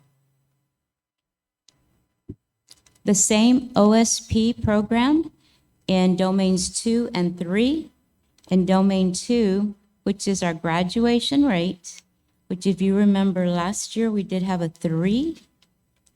With much effort, we have scored now a 2. So there was an improvement in this domain. The indicator 5 and 6, 5 is not applicable and 6 is report only.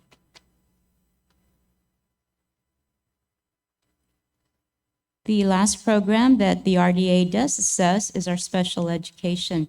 Domain 1 academic achievement has 5 indicators. You will see that indicator 1, indicator 2 is report only. Indicator 3 is not applicable. I'll review indicator 4, and indicator 5 is report only. Indicator 1 is our STAR 3 through 8 passing rate. These are our STAR assessments. This equates to the STAR accountability system that we have in the spring. You'll see math, reading, science, social studies, and writing. Math, reading, and science had a performance level of a 3, while social studies and writing had a performance level of a 4. Our dyslexia was report only. Our years after, STAR is not applicable. As we move over to EOC, you will see that biology and English 1 and 2 scored a 3.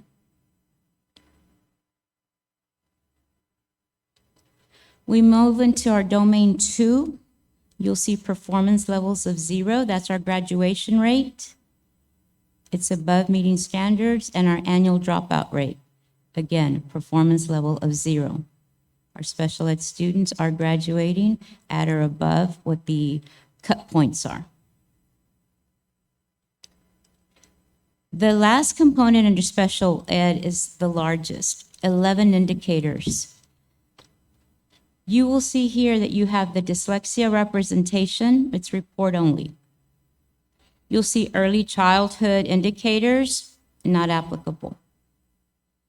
We have class ratios of above 80%, a 0.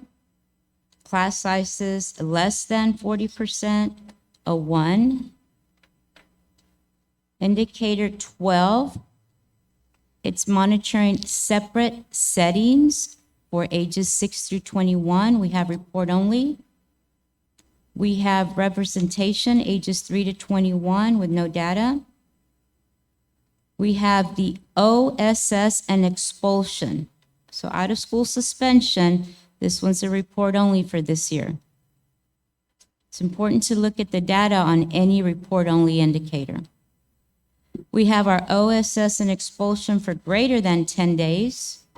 That's also report only for this year.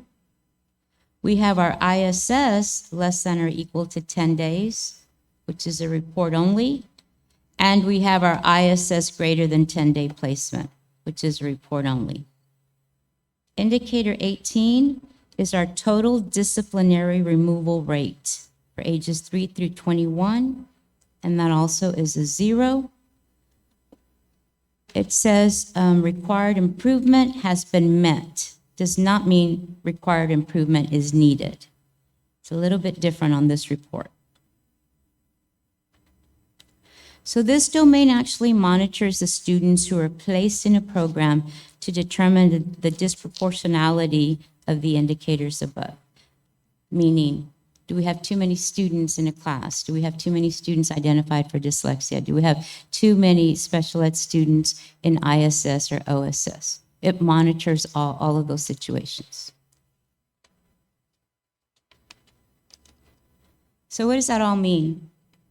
The RDA is telling us that the 3 programs that we are assessing here, bilingual ESL, OSP, other special programs, and special ed, the 3 programs. The performance levels that are given to us will make up like a summary, and those performance levels will then give us a determination level. The determination level is our score. So here you're going to see that we hope to get zeros across the board always. You'll see that we did have a total of 18 zeros. We had 4 1s, 1 in special ed and 3 in bilingual. We had 5 2s, 2 in bilingual, 1 in OSP and 2 in special ed.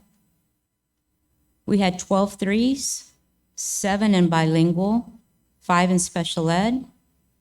We had 2 4s. We also had 7 not applicable and 29 report only.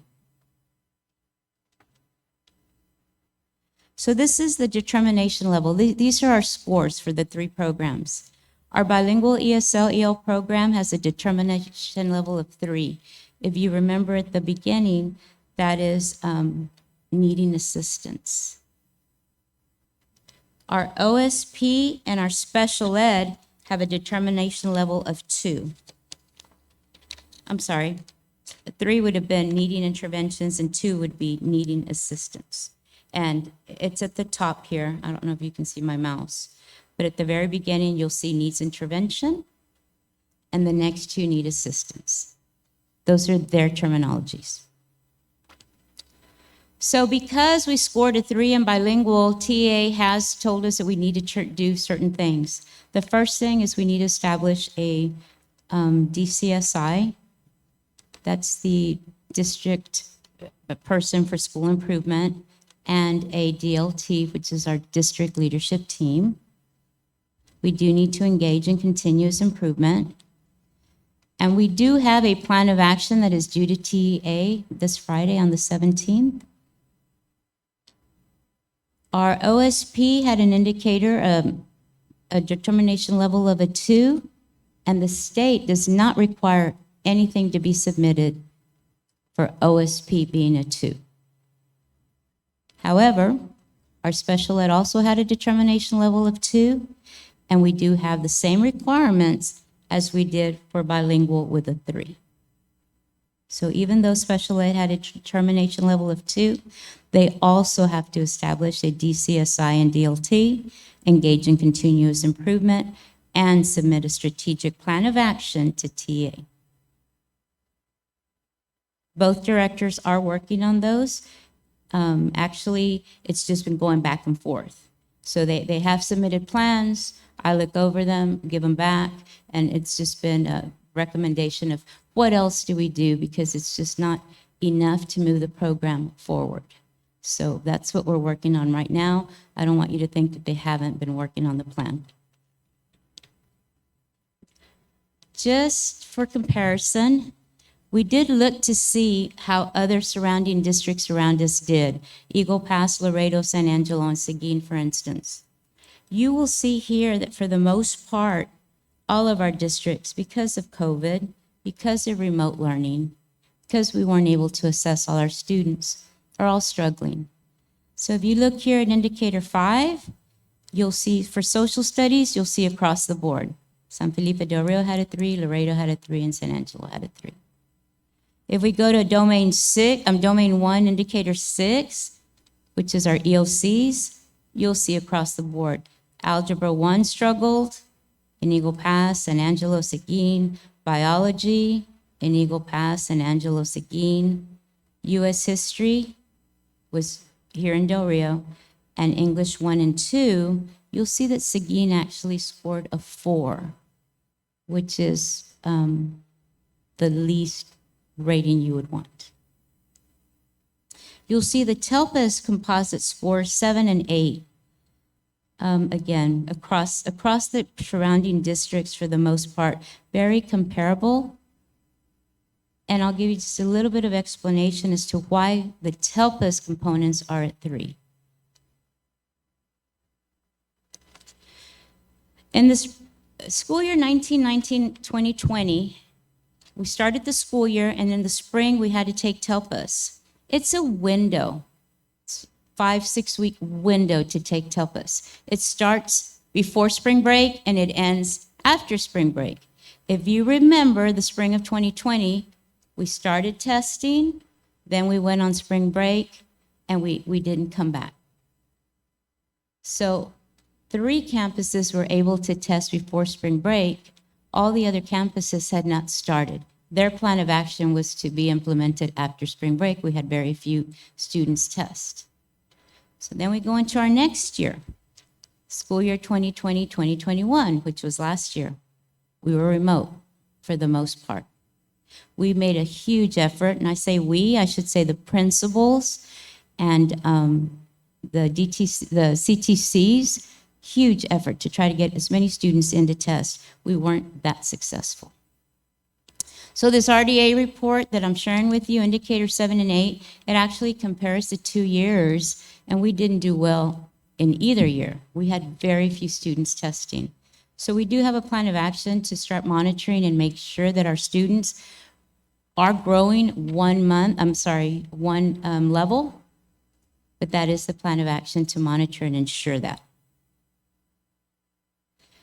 Very quickly, indicators 5, 6, 7, and 8 were the ones that were addressed in our bilingual RDA report, you'll see indicator 5 only relates to 8th grade social studies.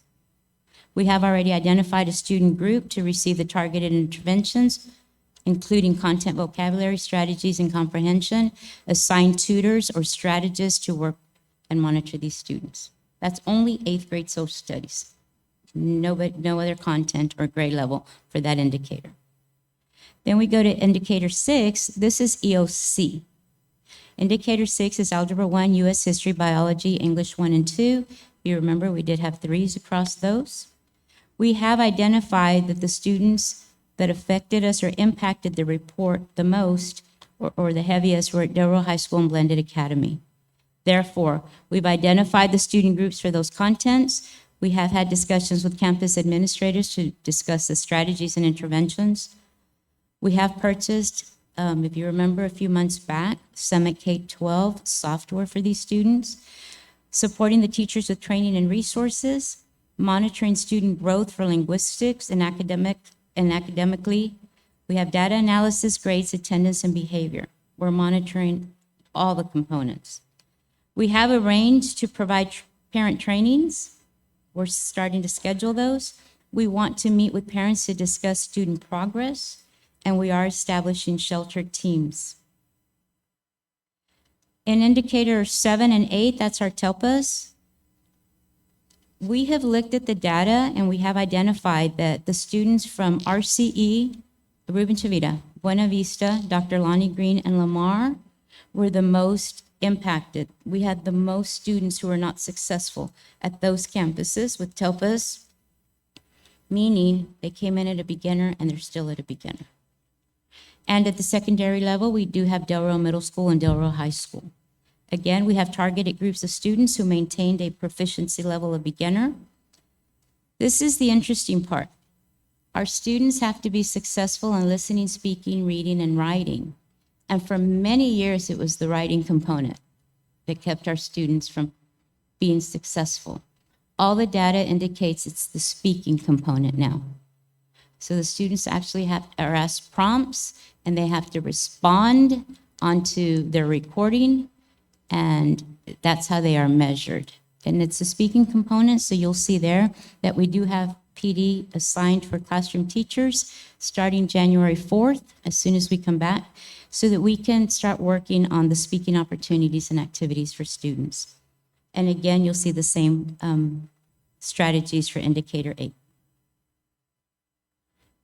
We do have some professional development for our principals, utilizing the use of the bilingual ESL planning document during the planning protocols time, monitoring the use of language objectives in ELA content, ensuring language acquisition strategies are being planned for and implemented during instruction, using a speaking rubric to score students speaking through writing, and monitoring strategies during the walkthroughs.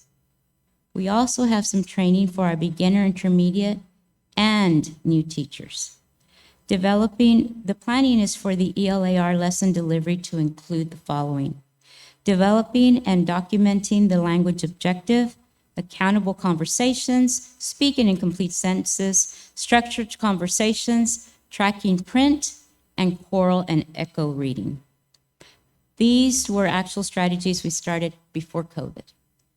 Teachers had been, I don't know if you remember, they were being pulled out for trainings. So we had just started that when we went to COVID.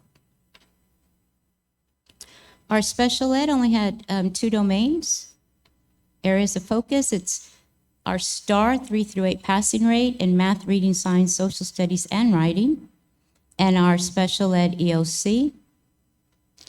Currently, the director is looking and reviewing to possibly reduce the teacher-to-student ratio in those classes, monitor the students' grades at semester and benchmark, using the Aim High platform to ensure students are meeting growth. Again, they need to grow 1 year. Meeting with parents to discuss grades and ensure attendance for tutorials and interventions, monitoring the student usage in the Lexia program, and providing professional development sessions on allowed accommodations, review of IEPs, and co-teach practices. It's a lot of information on the RDA report, but it does assess two of our biggest programs, our bilingual program and our special ed program. Are there any questions? I have a lot of them. Yes, sir. That's one of the things that really hits hard for me because I every year I bring up bilingual scores and ESL scores, and there's so many things that can be done at the early stage, whether it's increasing the enrollment at Head Start, pre-K, kindergarten. We don't start in the third year, but it's a continuous effort. And somehow we haven't started parent training, which is, there's communities that have a jump start for 3-year-olds to do everything they can so that when they get to third grade that they can do well. The other thing is, I always look at attendance and I see the dropout that went up again. EL dropout. We had something like 24 students, and that's a whole lot. And we need to fight for our own students here. We're on a border town. We speak Spanish. A lot of it is prominent language at home. There's so many things that can be done. I applaud the efforts when I visit Head Start because they work with parents and they empower parents to be great teachers by bringing them in and showing them how they can help. And every year I just bring up the scores that, we can implement so many things, but if we don't start at the very beginning when they enter school, that's when they're eager to learn and they're a sponge that soak up everything. And we haven't done much to increase the enrollment. And sometimes, I get parents to say, kindergarten is not mandatory. I don't need to send them. And they enter first grade not knowing, decoding skills or any reading readiness. So we've got to do something else to build them up by the time they are at the testing level, whether it's third grade or eighth grade. And we just can't sit here as trustees taking the same old scores year after year. It's low. And I really don't like to compare, that, okay, well, the others are doing just as bad. I'm concerned here locally because I'm elected here locally. But it really is something that we need to work, do a lot better job. And I'm not putting down training teachers and everything, but we've got to start at an earlier grade.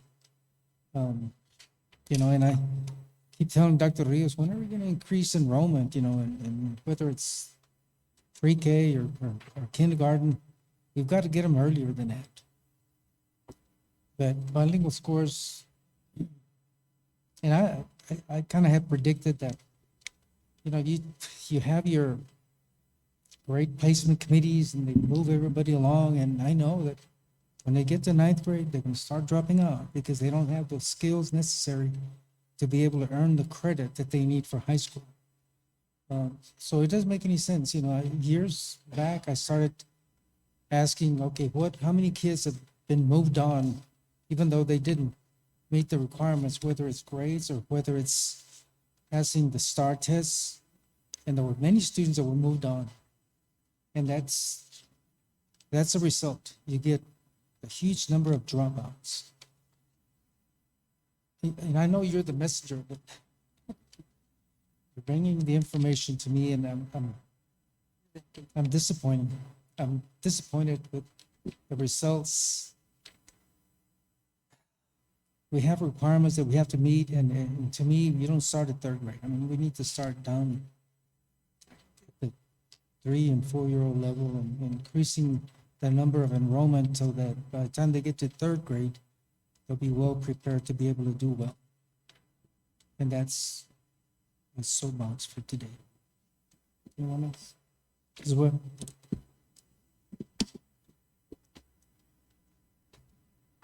I don't even know where to start. when I see all the threes, and like Mr. Mesa said, I'm not comparing them to the other schools. I want to be better than the other schools. And I know that we can.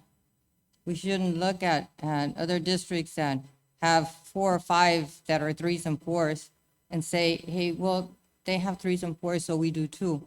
That shouldn't be the case. When I even look at the Laredo district, if that's what we're gonna do, they only have 2 3s. But it's not a point of looking at other districts. It's what are we doing? We should have already been looking at this. And I don't even want to hear because of COVID. We should have been looking this way beforehand. And it's disappointing. It's disappointing because we're hurting our kids. We're hurting our students. And they're not making a year's progress. And that's what we need to be doing at every grade level, in every case. And I applaud the efforts that are being made to send to the state as to what we're going to be working on and what we're going to be doing. But it's going to take a lot. And it's not just the principals, because you have your bilingual director as well, that maybe their department can also be assisting or doing something within the campuses to bring it up. You know, I mean, social studies, that's reading. That's part of reading. If they can't read, they can't do social studies. The same thing with science. If you were, to look at it, we just didn't get scored. We have a 1 in science and the other districts don't have anything. So I guess that's a plus for us. But when you look at everything else, it's just sad to see that our students are at this level. So I think that our district has a lot of work to do with these students because we owe it to them. They can't move forward without being able to do and read and write and speak. And it's not impossible. It's doable, but it's a lot of work. Dr. Good? Mr. Mesa, members of the board, we certainly don't want to imply that, because Eagle Pass or Seguin got a 3, it's okay for us to get a 3. Our goal in sharing that slide was not to indicate that they scored 3, so we scored 3. Our goal is simply to indicate that we were scored on kids that made progress from previous years.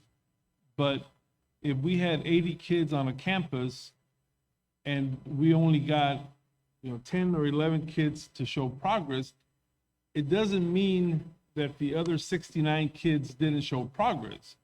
It means that a whole lot of those 69 kids didn't test, but we were still held accountable for them showing progress. And the districts that we noted up there shared similar experiences in limited tests. That was our only goal. And I also don't want to say that we didn't score 2s or 1s or 0s because we had limited participation. We're just saying that's part of it. We also recognize that for years, we have struggled providing adequate support to our bilingual students, whether it be supporting having them come to school or supporting their parents participating, or even how we've engaged them academically. We recognize that and we're working towards that. But I want to clarify that the districts that we mentioned struggled having the kids come in to test. And that's why, across the board, it was very similar, particularly with our bilingual population. If we remember a few years ago, I say a few years ago, 1 year ago, having kids who were studying remotely at home, having them come in to test was difficult. And it was the hardest for our bilingual population to come into test. It was hard for all groups, but particularly for our bilingual population. That was our only point. But having hopefully cleared that up, we recognize that we have to focus because had we had stronger bilingual students before, maybe this wouldn't have been the case anyhow. And we recognize that, but we feel confident that that we have a plan in place that's going to make some change, and we have the right support for this coming year, for this current year. And hopefully next year we'll be saying that we move from a 3 to a 2 or a 1. I just had to vent because I know in the past we talked about so many different things like teachers that are doing exceptionally well in the bilingual program, and then they get pulled out to go to another position somewhere. And then eventually they retire. COVID hit, and I mean, they created some anxiety on a lot of people, and they decided, you know what, I want to retire early. And it's affecting everything. But we have made some moves in regarding personnel that were doing exceptionally well. And these people were mentoring other teachers coming into the bilingual program, and we lost valuable educational experience, serving our bilingual kids. And so I just ask that we do something above and beyond to help our bilingual kiddos, ESL. And of course, every month when I see the report, I call out those campuses that their ADA is going below. And we have the personnel to go out and look for these kiddos. I think all of us have had some experience, pretty much all of us have had experience either working in a school environment or our spouses or teachers. And so we know that sometimes, you have different situations, but we've got to start earlier to be able to help these kids improve. And Dr. Rossi, I'm going to ask again that hopefully we can increase enrollment in the early childhood programs and increase enrollment in kindergarten and provide the best possible education for them. Anyone else?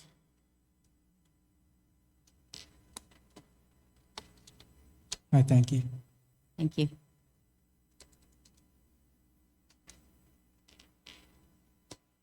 Item 8B, HB3, Ida Gomez. Yes, Board President Mesa, Dr. Rios, and members of the board. As part of our House Bill 3 presentations this month, we are reporting the data from our first and second grade benchmarks that were recently taken.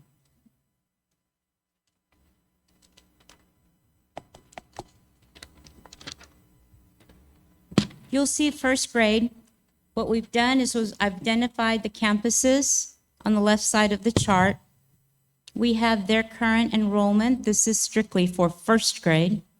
We do have math and reading. Both assessments, Sandra Garza did create our assessment for math, and we did use the Savas adoption middle of the year assessment for our assessment.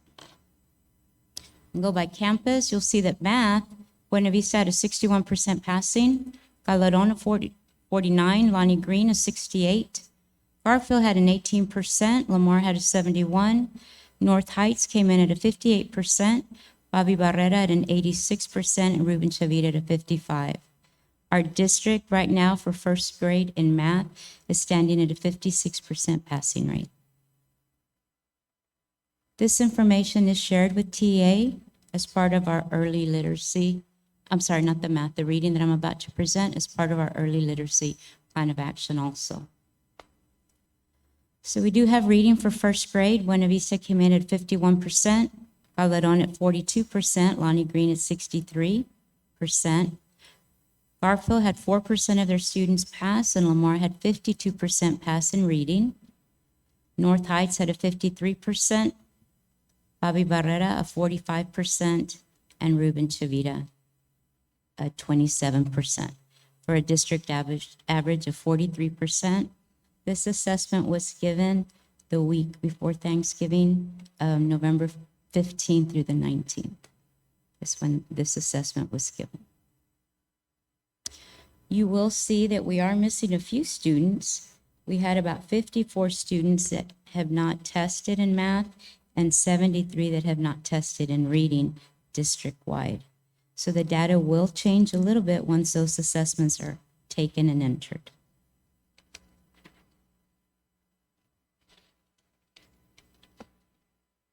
Our second grade assessment, again for math and reading, follows the same the same monitoring system. We have Buena Vista, 38%, Calderon, 20% passing, Lonnie Green, 25%, and Garfield, 24%, Lamar, 18%, North Heights is a 37%, RBB is an 86%, Ruben Chavita is a 38%, for a district average of 31%. In reading, Buena Vista had a 29% passing, Calderon had a 21%, Lonnie Green had a 15%, Garfield 13%, Lamar had 11%, North Heights at 32%, RBB 100% of their students passed the second grade reading, and Ruben Chavita 14% for a district average of 23%. This is the first time we've given a baseline that included not just reading comprehension for second grade, it also included phonics, high-frequency words, and vocabulary. You'll see the difference between first and second grade, whereas first grade was mostly made up of phonics, second grade reading was made up of 2 reading comprehension stories, along with phonics assessment, high-frequency words, and vocabulary. The 2 assessments are on this slide for you to review. We have first grade math and reading on the left side and second grade math and reading on the right. It's the same information that was presented on the previous slides, just placed together. Are there any questions?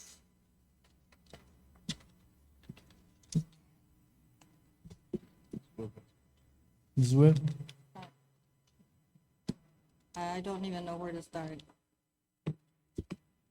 When I look at the reading scores, and we have 43% passing in first grade out of 690 students, and then 23% passing out of 638 students.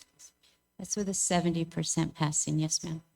But we're still 23%. Yes, ma'am. And then I look at individual campuses, not counting the one that received 100% passing. The percents are 11% passing, 13, 21, 14.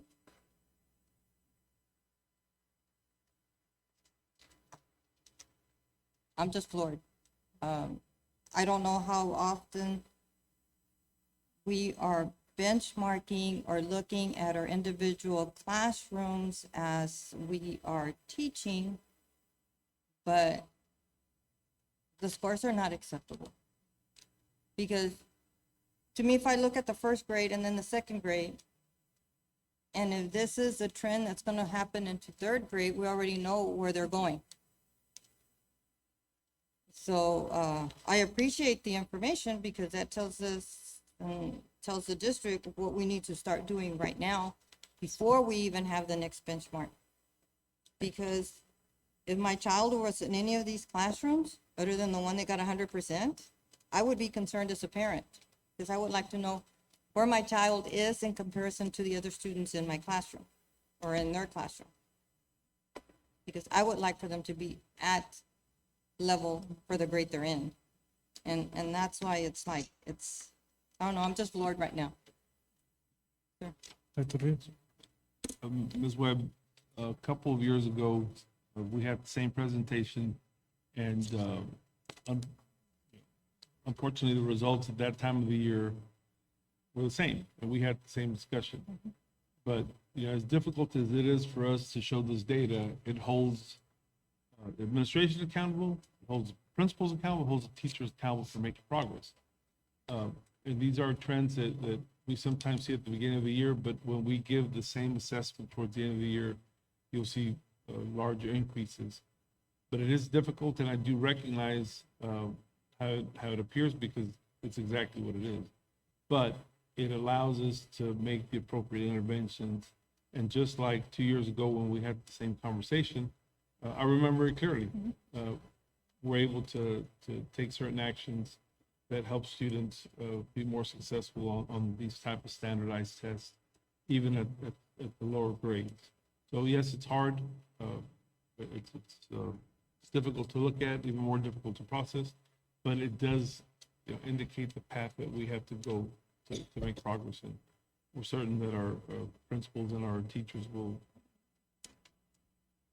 address it appropriately, as they did 2 years ago. But you know, it's a No, difficult I starting point. appreciate the data because, I mean, it's already December, so it gives us half a year to make sure that these students make that year growth or at least at grade level.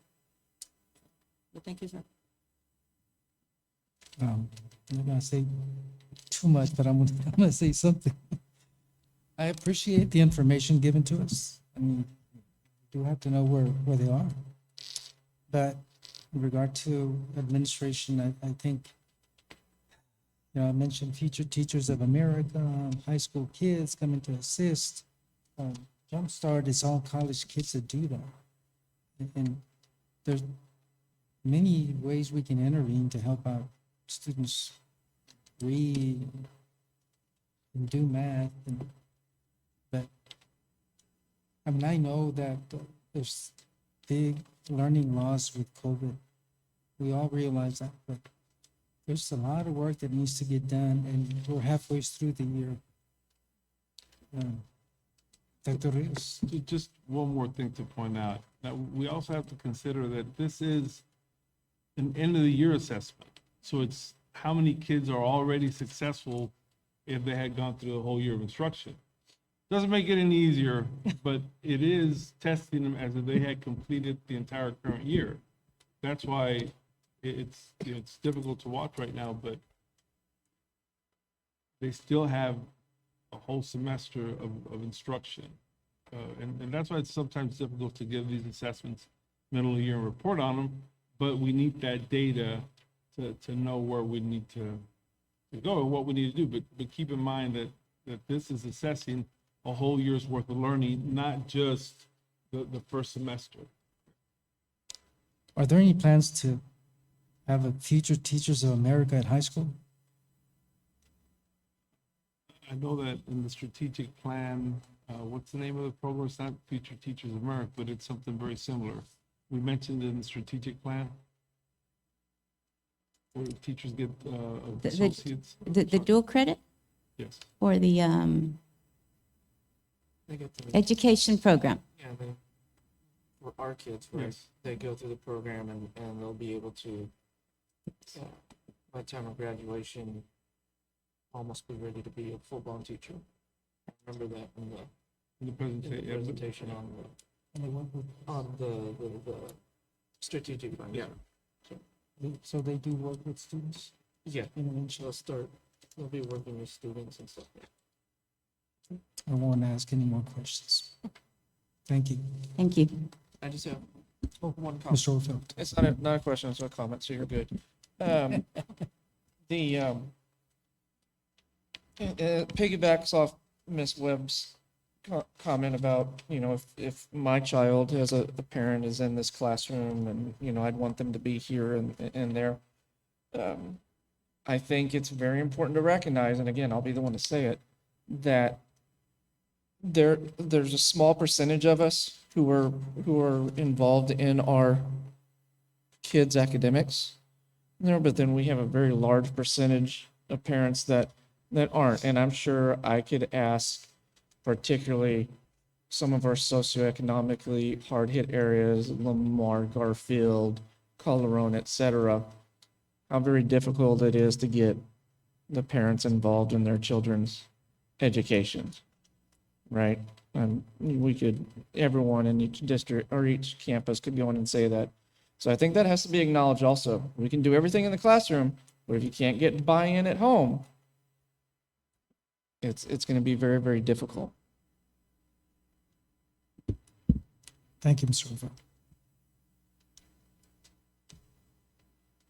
Okay, we go into another report, item 8D, new rule on universal masking and vaccine mandates for Head Start programs. Ade Garcia. Good evening again, President Rios. I'm sorry. President Mesa, Dr. Rios, and members of the board. Trying to get this adjusted here, sorry.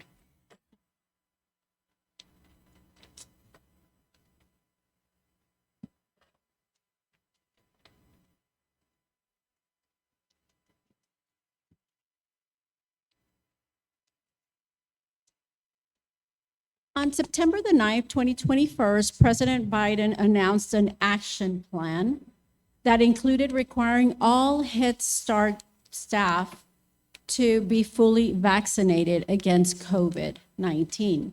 As part of this plan, the Office of Head Start published an interim final rule with comments on November 30th, 2021.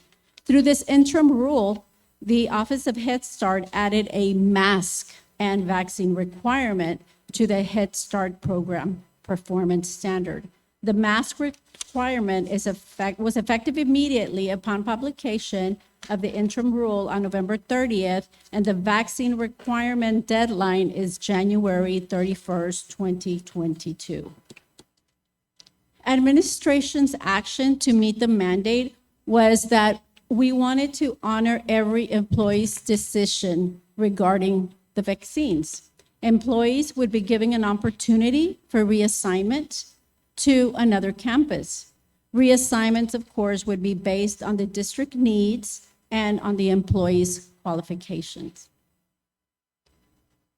We're going to provide the timeline that was given to the employees. So on September 9th, as soon as campus administration received the announcement from the Office of Head Start stating that all employees must be vaccinated against COVID-19, they shared that information with their staff on that same day. And also, district administration was informed of the upcoming mandate, and administration notified our legal counsel. On November 29th, campus administration discussed the vaccine requirements again with the staff during a meeting, and they informed the staff that the Office of Head Start is requiring vaccine cards from employees. Staff submitted their vaccine cards, and if they didn't have them readily accessible, the nurses were able to retrieve that information from the IMTRAC2. And then the record was added to the Child Plus. On December 8th, I met with the staff who were uncertain about getting the vaccine and informed them of the reassignment due to the vaccine requirement. They were assured that their pay and position would be the same. And I also met with the special ed director to discuss the other staff servicing students at Cardwell, and we will continue to meet about any additional staff. As of right now, possible reassignments, we have one teacher, one instructional aide, and one parental aide. And they are informed already. They're aware. Any questions? Anyone with a question? Well, it's minimal, so, Yes, mostly all the staff there is vaccinated. and it's a federal requirement. Okay. Thank you. Very much. Next report we have under 8E, Facilities Report Update, Israel Carrera. Good evening, Board President, Mr. Mesa, Dr. Rios, and members of the board.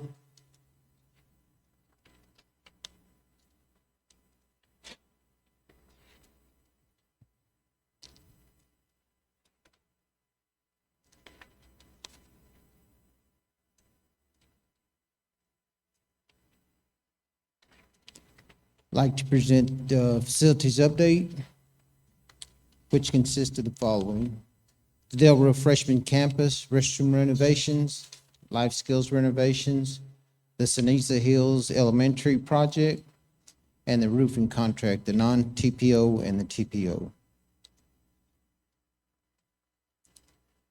The slide you see, the photos above are the B restrooms at Delroy Freshman.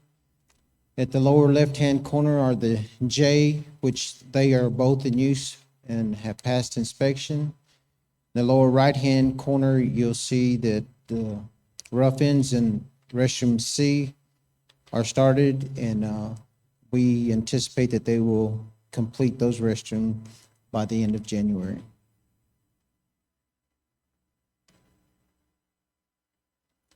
The Delroy Freshman Campus Life Skills renovation, there has been absolutely no progress in this project.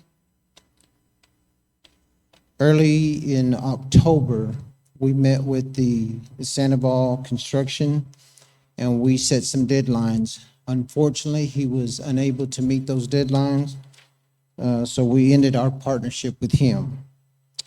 Later in the meeting, we will present a plan for your approval.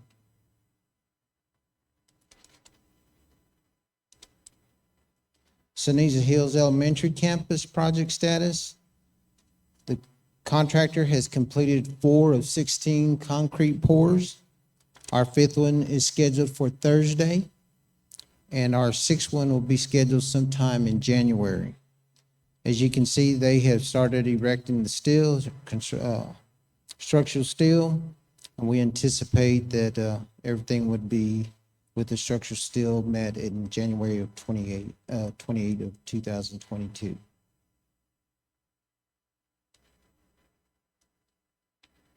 The non-TPO roofing projects, the upper photos you'll see, that's the Delroy High School ROTC built-up roof. That is complete. I know it shows that it is not, but it has been completed. The lower photos of the Early College High School metal roof, we anticipate that they'll be complete by the end of this week. The TPO roofing projects is Delroy Middle School, and we also anticipate that they'll be complete by the end of this week. Are there any questions on projects? Anyone? We're good. Then at the end, I'd like to share the work order. Maintenance department, the work orders for 30-day has gone down 126. For the 60-day, they're up 37, and the 90-day, they're up 5. For the technology department, for the 30-day, they're up 4. On the 60-day, they're down 55, and the 90-day, they're up 8. Transportation department, on the 30-day, they are up 1. The 60-day, they are down 1, and the 90-day, they are up 2. That's it. Questions, board members? Anyone? Thank you very much. Thank you, sir.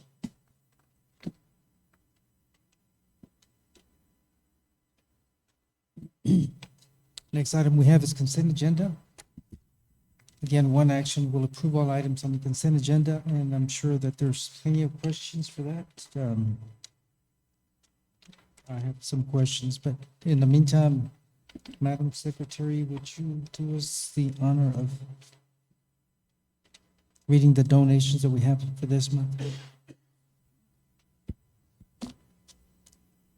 During the time that she's doing that, would you proofread? There's minutes from meetings, and there's also financial statements and other purchase orders. You could look over that and then let me know if there's one item that needs to be pulled out or any questions that you might have. Madam Secretary? Texas Athletics Production, $1,000, Delroy High School Athletics. Lone Star Vitality, $500, Lamar Elementary. Lorenzo Chase, 5 dozen donuts, estimated value $60, Dr. Fermin Calderon Elementary staff. Banco de Alimentos, 100 boxes of face masks, wipes, and cleaning supplies, estimated value $3,000, Dr. Lonnie Green Elementary. Texas Community Bank, 80 bottles of hand sanitizer, estimated value $200, Del Rio Freshman School staff. Rudy's Country Store and Barbecue, 2 whole turkey breast, estimated value $80, Del Rio Freshman School staff. Anonymous, 51 backpacks and school supplies, estimated value $1,275, Early College High School. Chick-fil-A, $50 gift card, Blended Academy. DEA of Del Rio, 400 red ribbons, 50 bracelets, 400 bookmarkers, 6 posters, informative flyers, 10 water bottles, and 10 drawstring backpacks, estimated value $250, Early College High School. The Haida Garcia, 10 pies, estimated value $52, Lamar Elementary. Vanessa and Joshua Matias, 5 frozen turkeys, 5 maple pecan pies, 5 Reynolds Kitchen pans and lids, 5 King Hawaiian rolls, 12 count, 5 Heinz home-style gravy, 5 whole kernel corn, 5 cut green beans, 5 Idaho classic mashed potatoes, 5 stuffing chicken flavor, 5 mac and cheese, and 5 gallons tropical punch. Estimated value $199.25. Del Rio Middle School 8th grade. Home Depot, 1 9-foot pre-lit Christmas tree. Estimated value $300. Blended Academy. Aguas de los Cielos, 5 agua certificates. Estimated value $25. Blended Academy.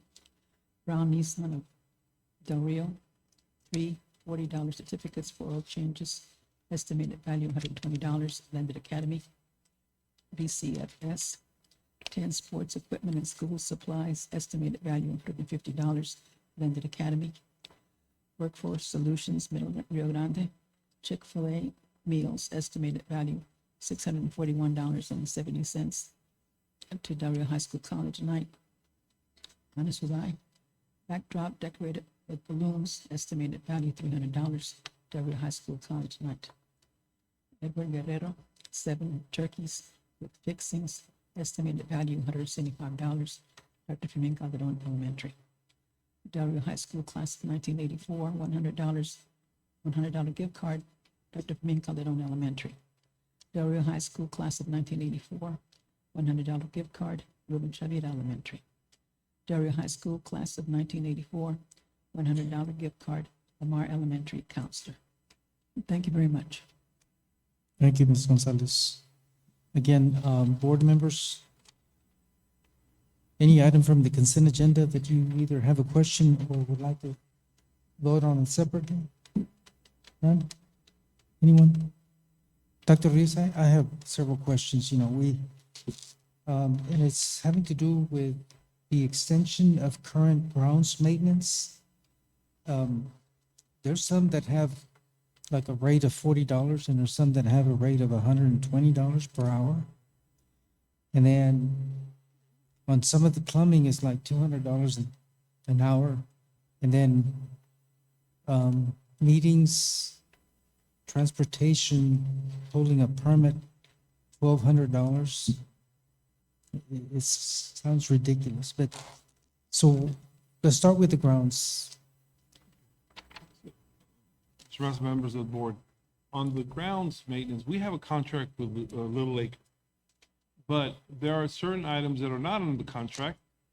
For example, the entire area behind Del Rio High School. That one is better than it was before, but it still needs some maintenance. Then we have vacant areas, for example, Old Garfield, and we have Wagon Wheel area. So these areas need to be kept up from time to time, not on a monthly basis, but just from time to time. Our maintenance department is able to do that except for time, because we have them engaged in other areas. So we want it from time to time to be able to just call one of these vendors and say, can you go take care of Wagon Wheel? It might be once every 6 months. It might be once every 9 months, just depending on the growth. Those areas aren't being irrigated. Garfield in the back is in serious need of some maintenance. We don't want to continue to give those jobs to Little Acre, not that they don't deserve it, but their main responsibility is keeping up with the other campuses on a timely basis. So naturally, from that list, we would first go to the least expensive, and then to the next available one. So all those individuals can possibly be called upon, but as a district, we would go to the least expensive, and then if they're not available, then the next available. That just gives us that latitude. And again, it's only for those select jobs that are going to happen once every 6 months or once every 9 months. It's not going to be a month-to-month thing. Okay. So it's not on a rotation basis? No, sir. Okay. Okay, and then the plumbing? Okay, so then on the plumbing, we have work, people that do the plumbing work. But we don't have a licensed a plumber, a master plumber. So when that plumber goes and pulls a permit at the city, they're using their insurance, and then they have to supervise the work. But they're not going to be paid that amount to do the work hour by hour by hour. Our maintenance department is going to do the work. They're just going to come and supervise it because they have the permit. They have the ability to pull a permit. We don't have somebody. And we haven't had somebody for the longest time. So we either contract the entire job out, which is going to cost thousands upon thousands of dollars, or we just hire a licensed plumber to supervise the work, which involves pulling the permit, supervising the work, that it's all going to spec so that it eventually passes the inspection by the city. So it sounds drastic, but it is a lot cheaper than paying a plumber. It is significantly cheaper than paying the plumber. Now, Mr. Hector Chapa did some research on alternative ways to get this work done, and contracting with someone to pull a permit, supervise. Yeah, Mr. Professor, without exaggeration, I'm gonna tell you it's gonna be less than 10% of what we would actually pay for a licensed plumber to do the entire job. But it is expensive because, again, they're using their insurance when they pull a permit for us. Yeah, I just saw that amount, I thought it doesn't make any sense. Yeah. So it says attending meetings, $1,200. Yeah. Sorry, Mr. Chapa, can you come to the podium? I just don't, I can't answer that. I'm stumped. Good evening, President Mesa, board members, Dr. Rios. To answer your question, on the RFP that we put together was all-inclusive. So as part of sometimes as part of the process of pulling a permit, the city requires to meet with the individual. So we wanted to make sure it was all-inclusive, that we didn't get charged just to pull a permit, and then at an hourly rate for meetings that might be required by the city. To get clarification on the plans or specifications. So it would be all-inclusive, even the time to travel, if he's, let's say on one of his individual projects in the north side of the city, and needs to come into the city building to meet or to discuss a possible permit, that's all-inclusive. It's part of the fee. So it would be a one-time fee, $1,200. One-time fee per permit. Per project. Per project, basically. Yeah. Plus the $200 for supervisors. Well, it's $200 per hour, but usually he's going to have to go out there and do an inspection of the work, supervise, basically, and then call in an inspection. And you're looking at possibly an hour or two, three times per project.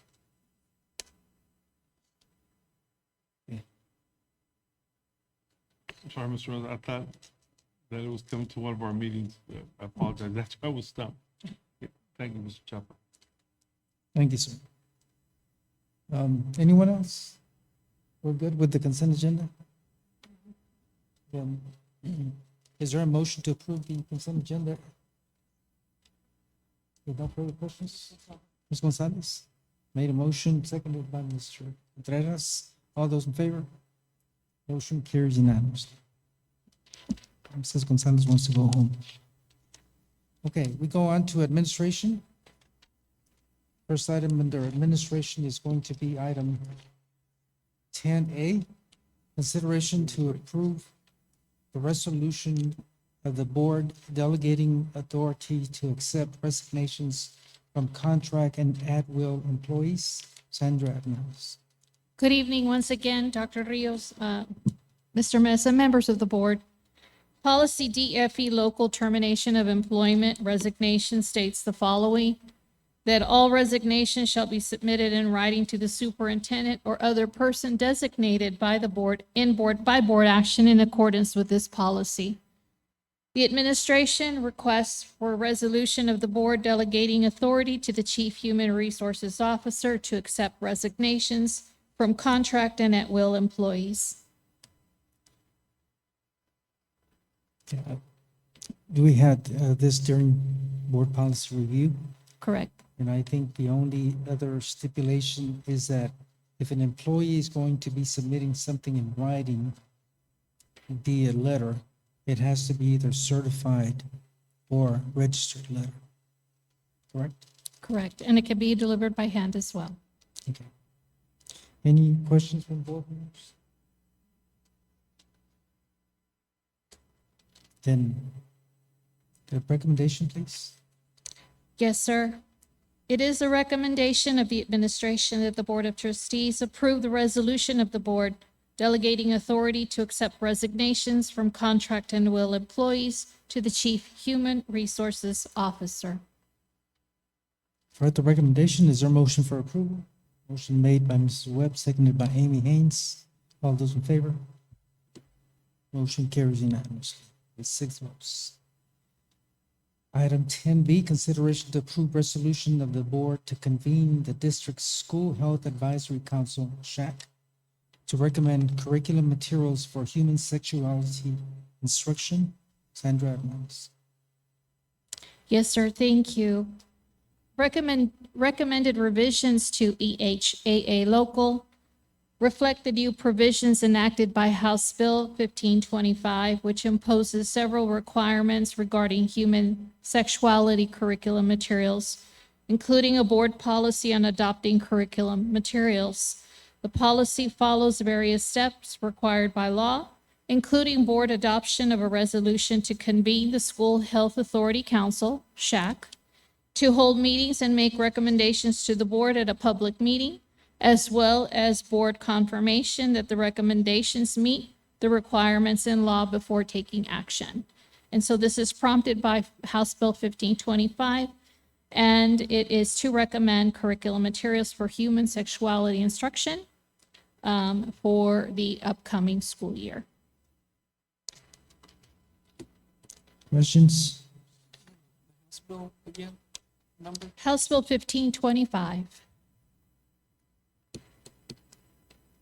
Any questions? I think we've done this in the past, but there wasn't a requirement, but we've approved the Correct. curriculum. The process has changed where it now needs to go through the couple of public hearings before it is adopted. There being questions, no questions, recommendation, please. Yes, sir. It is the recommendation of the administration that the Board of Trustees approve the adoption of the resolution to convene the district SHAC for the purpose of recommending curriculum materials for human sexuality instruction. Thank you very much. Josh, were you able to? You said it was House Bill 1525? Yes, House Bill 1525 and the recommended revisions to EHAA local, which was recently adopted. You would have that in your consent agenda item as well. EHA local, right? Oh, that's illegal. So EHA local is not on the website right now. EHAA. AA.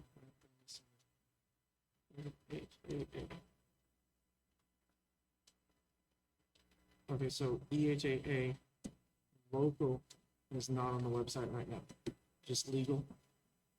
Is it- Right, you have that in your consent agenda, actually, so you just approved the second reading of that policy. And then 1525. House Right, Bill- the new provisions were enacted by House Bill 1525. Okay, just House Bill 25, they're calling it House Bill 3 cleanup bill, and I don't see the thing about what it's asking for. Okay. It's just a curriculum that we open this for. We have to approve. Okay. Okay, we have heard the recommendation from the administration. I'll entertain a motion for approval. Motion made by Ms. Gonzalez, seconded by Amy Haynes. All those in favor? Motion carried unanimously. Thank you very much. Thank you, sir. Item 10C, Dr. Rios, we will table that. Yes, Mr. Mesa, we encourage the Board of Trustees to submit nominations for the position of the Val Verde County Appraisal District Board of Directors that was vacated by Mr. Juan Hale since he now works for us. We did not get any recommendations for this meeting, but we will bring the agenda item back in January. So maybe between now and January, y'all will think of a nominee, and if you don't, then we'll definitely be prepared to recommend someone to the board. Okay, so there is no definite deadline right now, meeting deadline. I'll accept that we're one vote short on the appraisal. Okay, so board members, if you could convince someone to be a director with the appraisal board as the directors for the next meeting. Okay, then we go on to item 12. There's no other items under 11. Technology and operations, 12A, consideration to approve change order with Frontera Construction LLC for a credit of $54,285. Funding source, committed funds for the Life Skills Interiors renovation project at the Del Rio Freshman School. Israel Carrera. Good evening, Board President Mason, Dr. Rios, members of the board. Contractor schedule of value indicates that the HVAC cost is $54,285. In cost savings measure, it was determined for this item of work be removed from the project scope. The district presently has a current RFP in place, and it will be used to provide this services. The proposed change results in a credit of $54,285.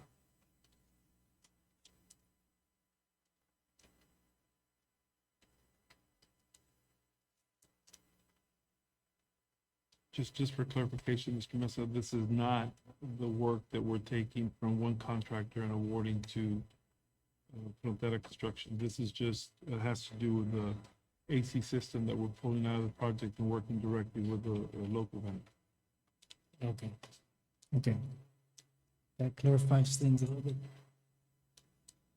Any questions from board members? Recommendation, please. Yes, sir. It is a recommendation of administration that the Board of Trustees approve the change order with Frontera Construction LLC for a credit of $54,285 for the Life Skills Interiors renovation project at the Del Rio Freshman School. With the recommendation, I'll entertain a motion for approval. Motion made by Mrs. Webb, seconded by Mr. Contreras. All those in favor? Motion carries unanimously with 6 votes. Next item we have is item 12B, consideration to approve the construction documents phase with Mascot Consulting Services Incorporated for parking lot expansion at Buena Vista Elementary. Israel Carrera. Last month, we presented the board with the schematic design for the Buena Vista parking lot expansion. Tonight, we are seeking approval of the construction documents for the Buena Vista parking lot expansion, which consists of demolition plan, parking lot layout, grading plan, and construction details. And I believe we set those plans on your desk earlier today, a larger copy of those.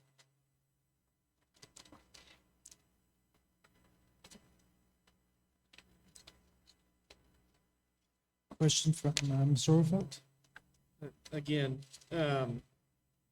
probably need to talk with Mascot Consulting that in several of the documents, they're listing this as Sunisha Hills Elementary School site. As opposed to Buena Vista. It's on the second page there. Yes, sir. Because this is an official record with Val Verde County. Yes, sir. So we don't want land platted under wrong names. Yes, sir.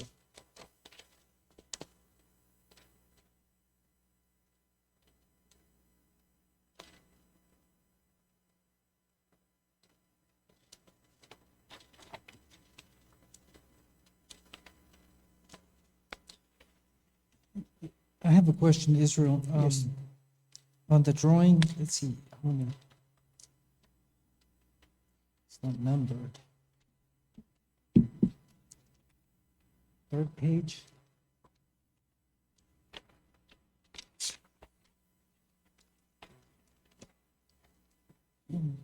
behind this, I want to say behind the kitchen area, there is an easement, and it's supposed to be for, let's say, fire trucks. Is there, on the drawing, I see a couple of, I don't know if they're barriers, but it's red. What is that, Dr. Rose? Shmesa, the fire lane area is untouched. That's the current loop that the parents use for pickup. Those barriers that you see there, legislature, we were trying to say that. These are just to highlight where the traffic is going to flow through. It's just curbs, sir. It's not a barrier, so the fire lane still continues to be so. Okay. It's just borders on the park. Okay, I see. All right, thank you very much. Anyone else? Recommendation?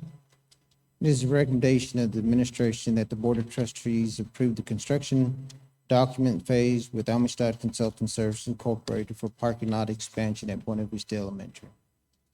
Heard the recommendation. Is there a motion for approval? Motion made by Ms. Gonzalez, second to the motion. Amy Haynes, all those in favor?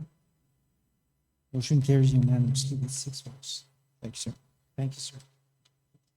Item 12C, consideration to take potential action to approve amendment of the construction contract with Frontera Construction to include work not performed by Sandoval Construction and to delegate authority to the superintendent to execute a change order that increases the contract sum by an amount not to exceed $203,000 within the limit of the project budget established by the board.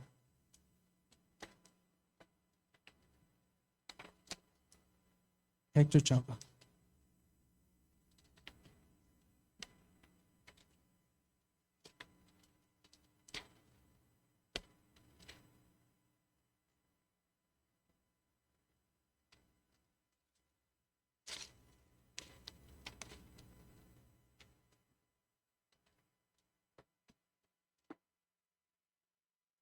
Good evening, once again, Mr.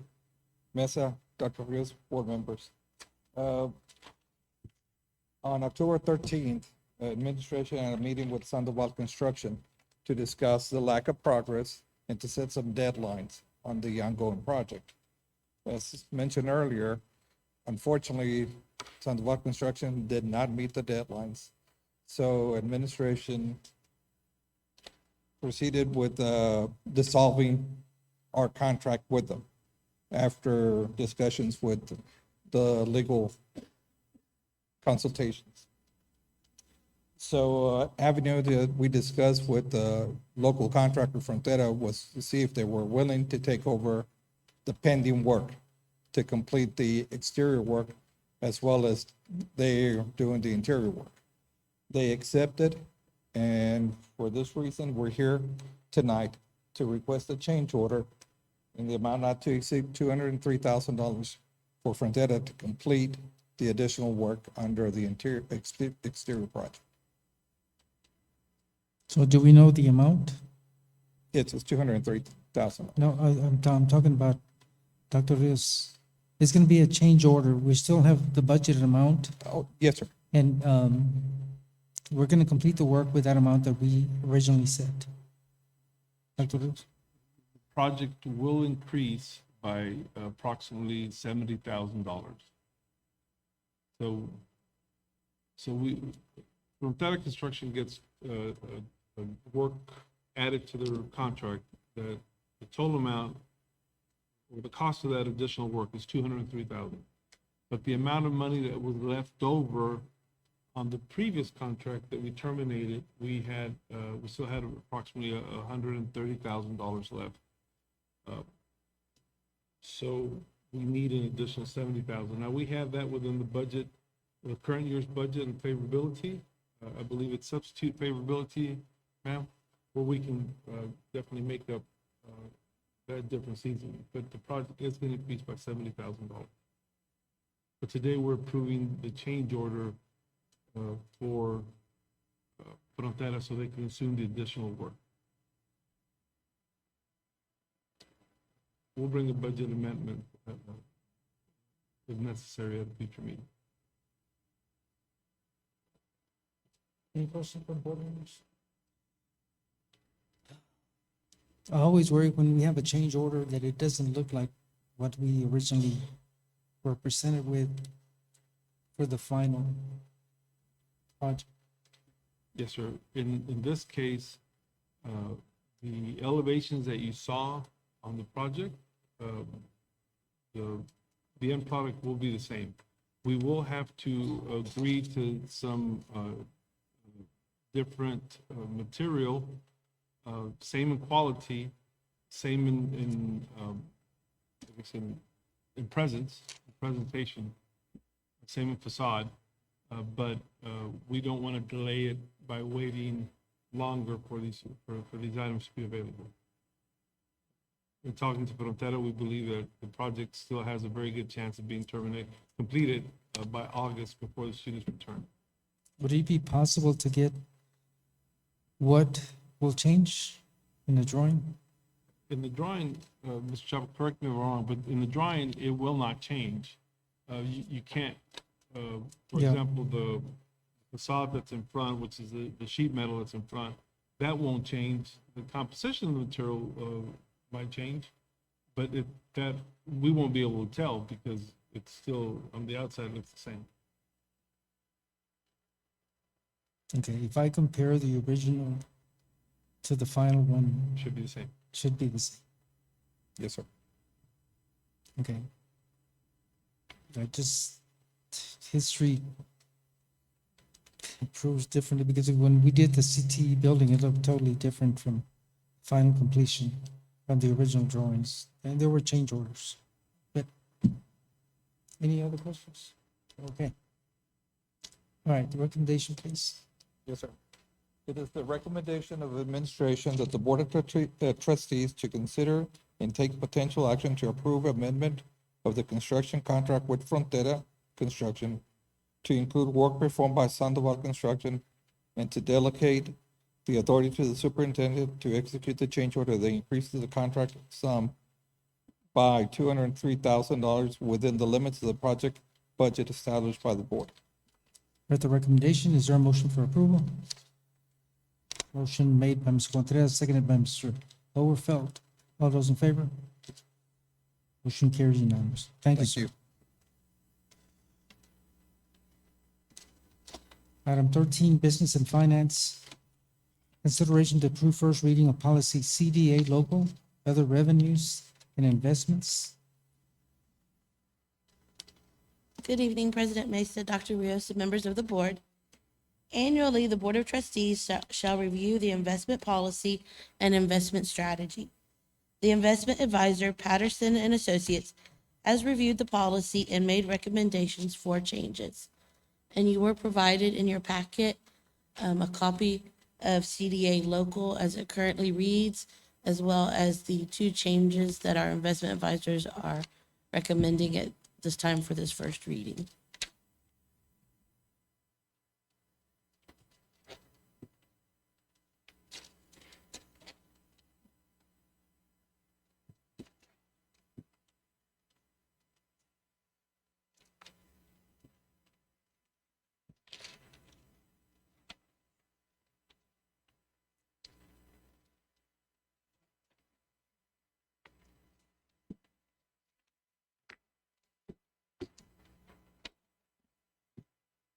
Changes are in red. The changes are in red, yes, sir, and they occur on page 3 and on page 5.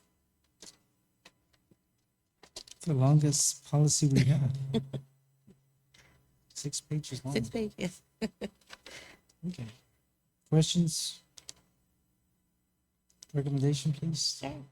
It is the recommendation of the administration that the Board of Trustees approve first reading of policy CDA local. Heard the recommendation from administration. Is there a motion for approval? Motion made by Ms. Gonzalez, seconded by Amy Haynes. All those in favor? Motion carries unanimously. 6 votes. Item 13B, consideration to approve the 2022-2023 budget development calendar. Amy Childers. Yes, good evening once again. The budget calendar listing critical dates for the preparation, submission, and review of campus and department budgets for the school district is prepared during the budget planning process at the district level. And as you recall, we changed our fiscal year for the 2021 year. So we will be starting our budget planning in January in order to adopt our budget by June 30th of 2022. So we have proposed a calendar for your review. Again, it is a fluid calendar. As the process goes on, we can change dates as needed.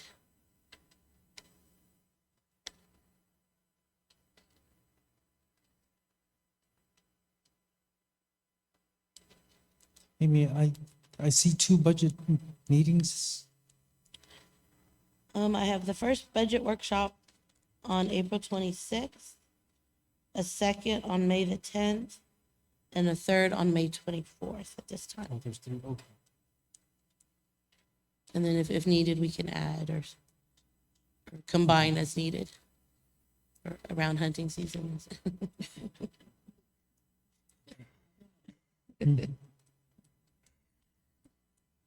Any question from board members? Okay, recommendation, please. Yes, sir. It is the recommendation of the administration that the Board of Trustees approve the budget development calendar to guide the fiscal year 2022-2023 budgeting process. With the recommendation, I'll entertain a motion for approval. Motion made by Ms. Gonzalez, seconded by Amy Hayes. All those in favor? Motion carries unanimously, 6 votes. Thank you. Thank you. Human Resources, item 14A, consideration to approve updates for the 2021-2022 district compensation plans. Dave Garcia. Good evening again, President Mesa, Dr. Rios, members of the board. We have a few recommendations for our compensation pay plan. The first one is under teacher stipends. And this is just to add a little bit more clarity to the stipends for math and science. This clarifies that in order to get the stipend for math, you do have to hold the math certification. So a lot of times there's confusion because teachers get certified 4 through 8 core subjects. So that stipend doesn't go to them. They have to be certified in the math 4 through 8. And the same thing with science. And then for 7 through 12, the certification has to be composite in order for the employees to get the stipend. Is there a question on this part of the stipend?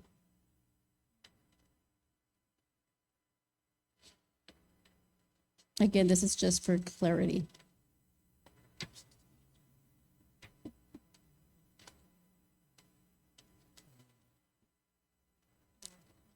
No questions.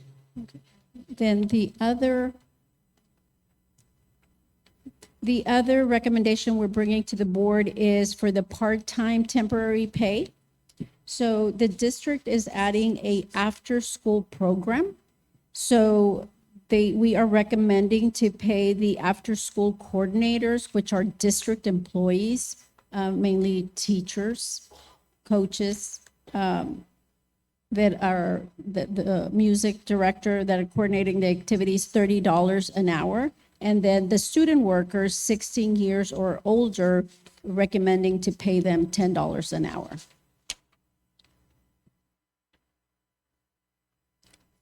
Any questions on that part of the I compensation? think I do on the teacher stipend. I see the math, but I don't see the science here. You have it in a separate, It's but I don't see it right. on the teacher's.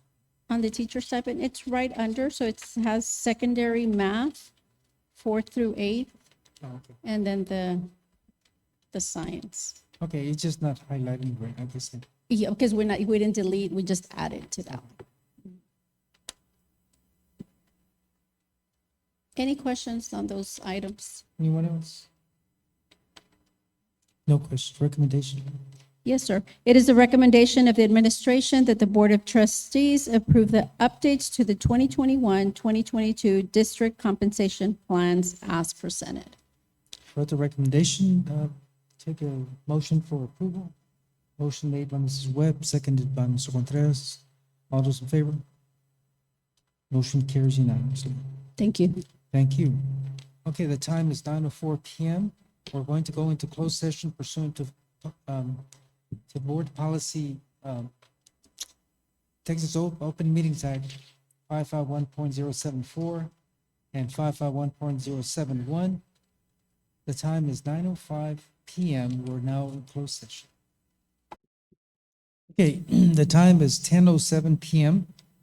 We are going to reconvene into open session.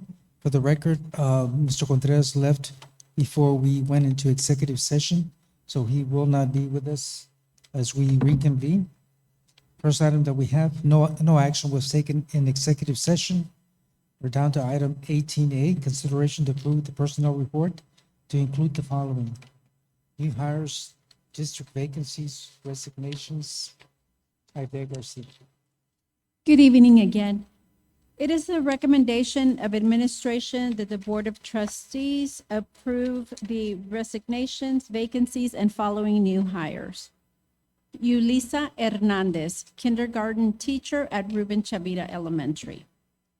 Clarissa Jimenez, first grade teacher at Ruben Chavira Elementary. Olga Naro, fourth grade teacher at Garfield Elementary. Eileen Chavarria, fifth grade teacher at Dr. Fermin Calderon Elementary. Christy Sanchez, social studies teacher at San Felipe Memorial Middle School. Ricardo Tapia, mathematics teacher at Del Rio Middle School. Courtney Capitan, science teacher at Blended Academy. And Veronica Cabello, mathematics teacher at Blended Academy. You've heard the recommendation from administration. Is there a motion for approval? Motion made by Mrs. Webb, seconded by Amy Haynes. All those in favor? Motion carries with 5 votes. Item B, consideration to approve the position of counselor for Del Rio Freshman School. Aide Garcia. That can be a local transfer, Mr. Mesa, so we'll be tabling that. Okay, so we will be tabling that, and it will be a local transfer. Then we go to item C, consideration to approve the position of assistant principal for Del Rio Middle School, 7th grade and 8th grade, 7th and 8th grade. Yes, sir. It is the recommendation of administration that the Board of Trustees approve Mr. Raul Hurtado as assistant principal for Del Rio Middle School. You've heard the recommendation. Is there a motion for approval? Motion made by Mrs. Webb. Is there a second? Mr. Orfeld. All those in favor? Motion carries unanimously. Item D, consideration to approve the position of coordinator instructional technology for the curriculum and instruction department. Aide Garcia. It is the recommendation of administration that the Board of Trustees approve Vanessa Martinez as instructional technology coordinator for curriculum and instruction department. Heard the recommendation. Is there a motion for approval? Motion made by Mr. Orfeld, second by Mrs. Webb. All those in favor?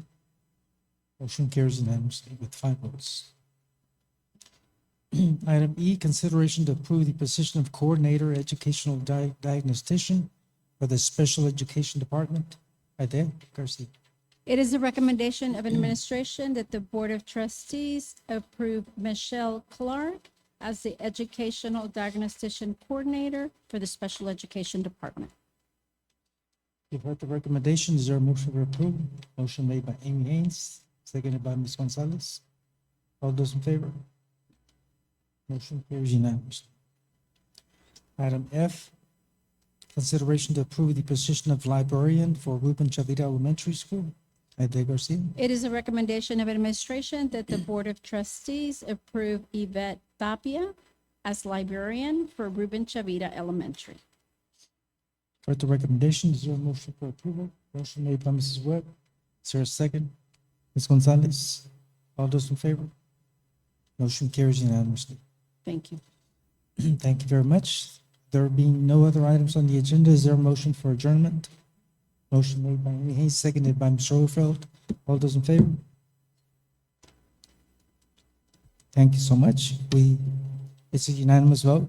We are done for tonight. Thank you and have a good night. We're adjourned. Merry Christmas and Happy New Year to everyone.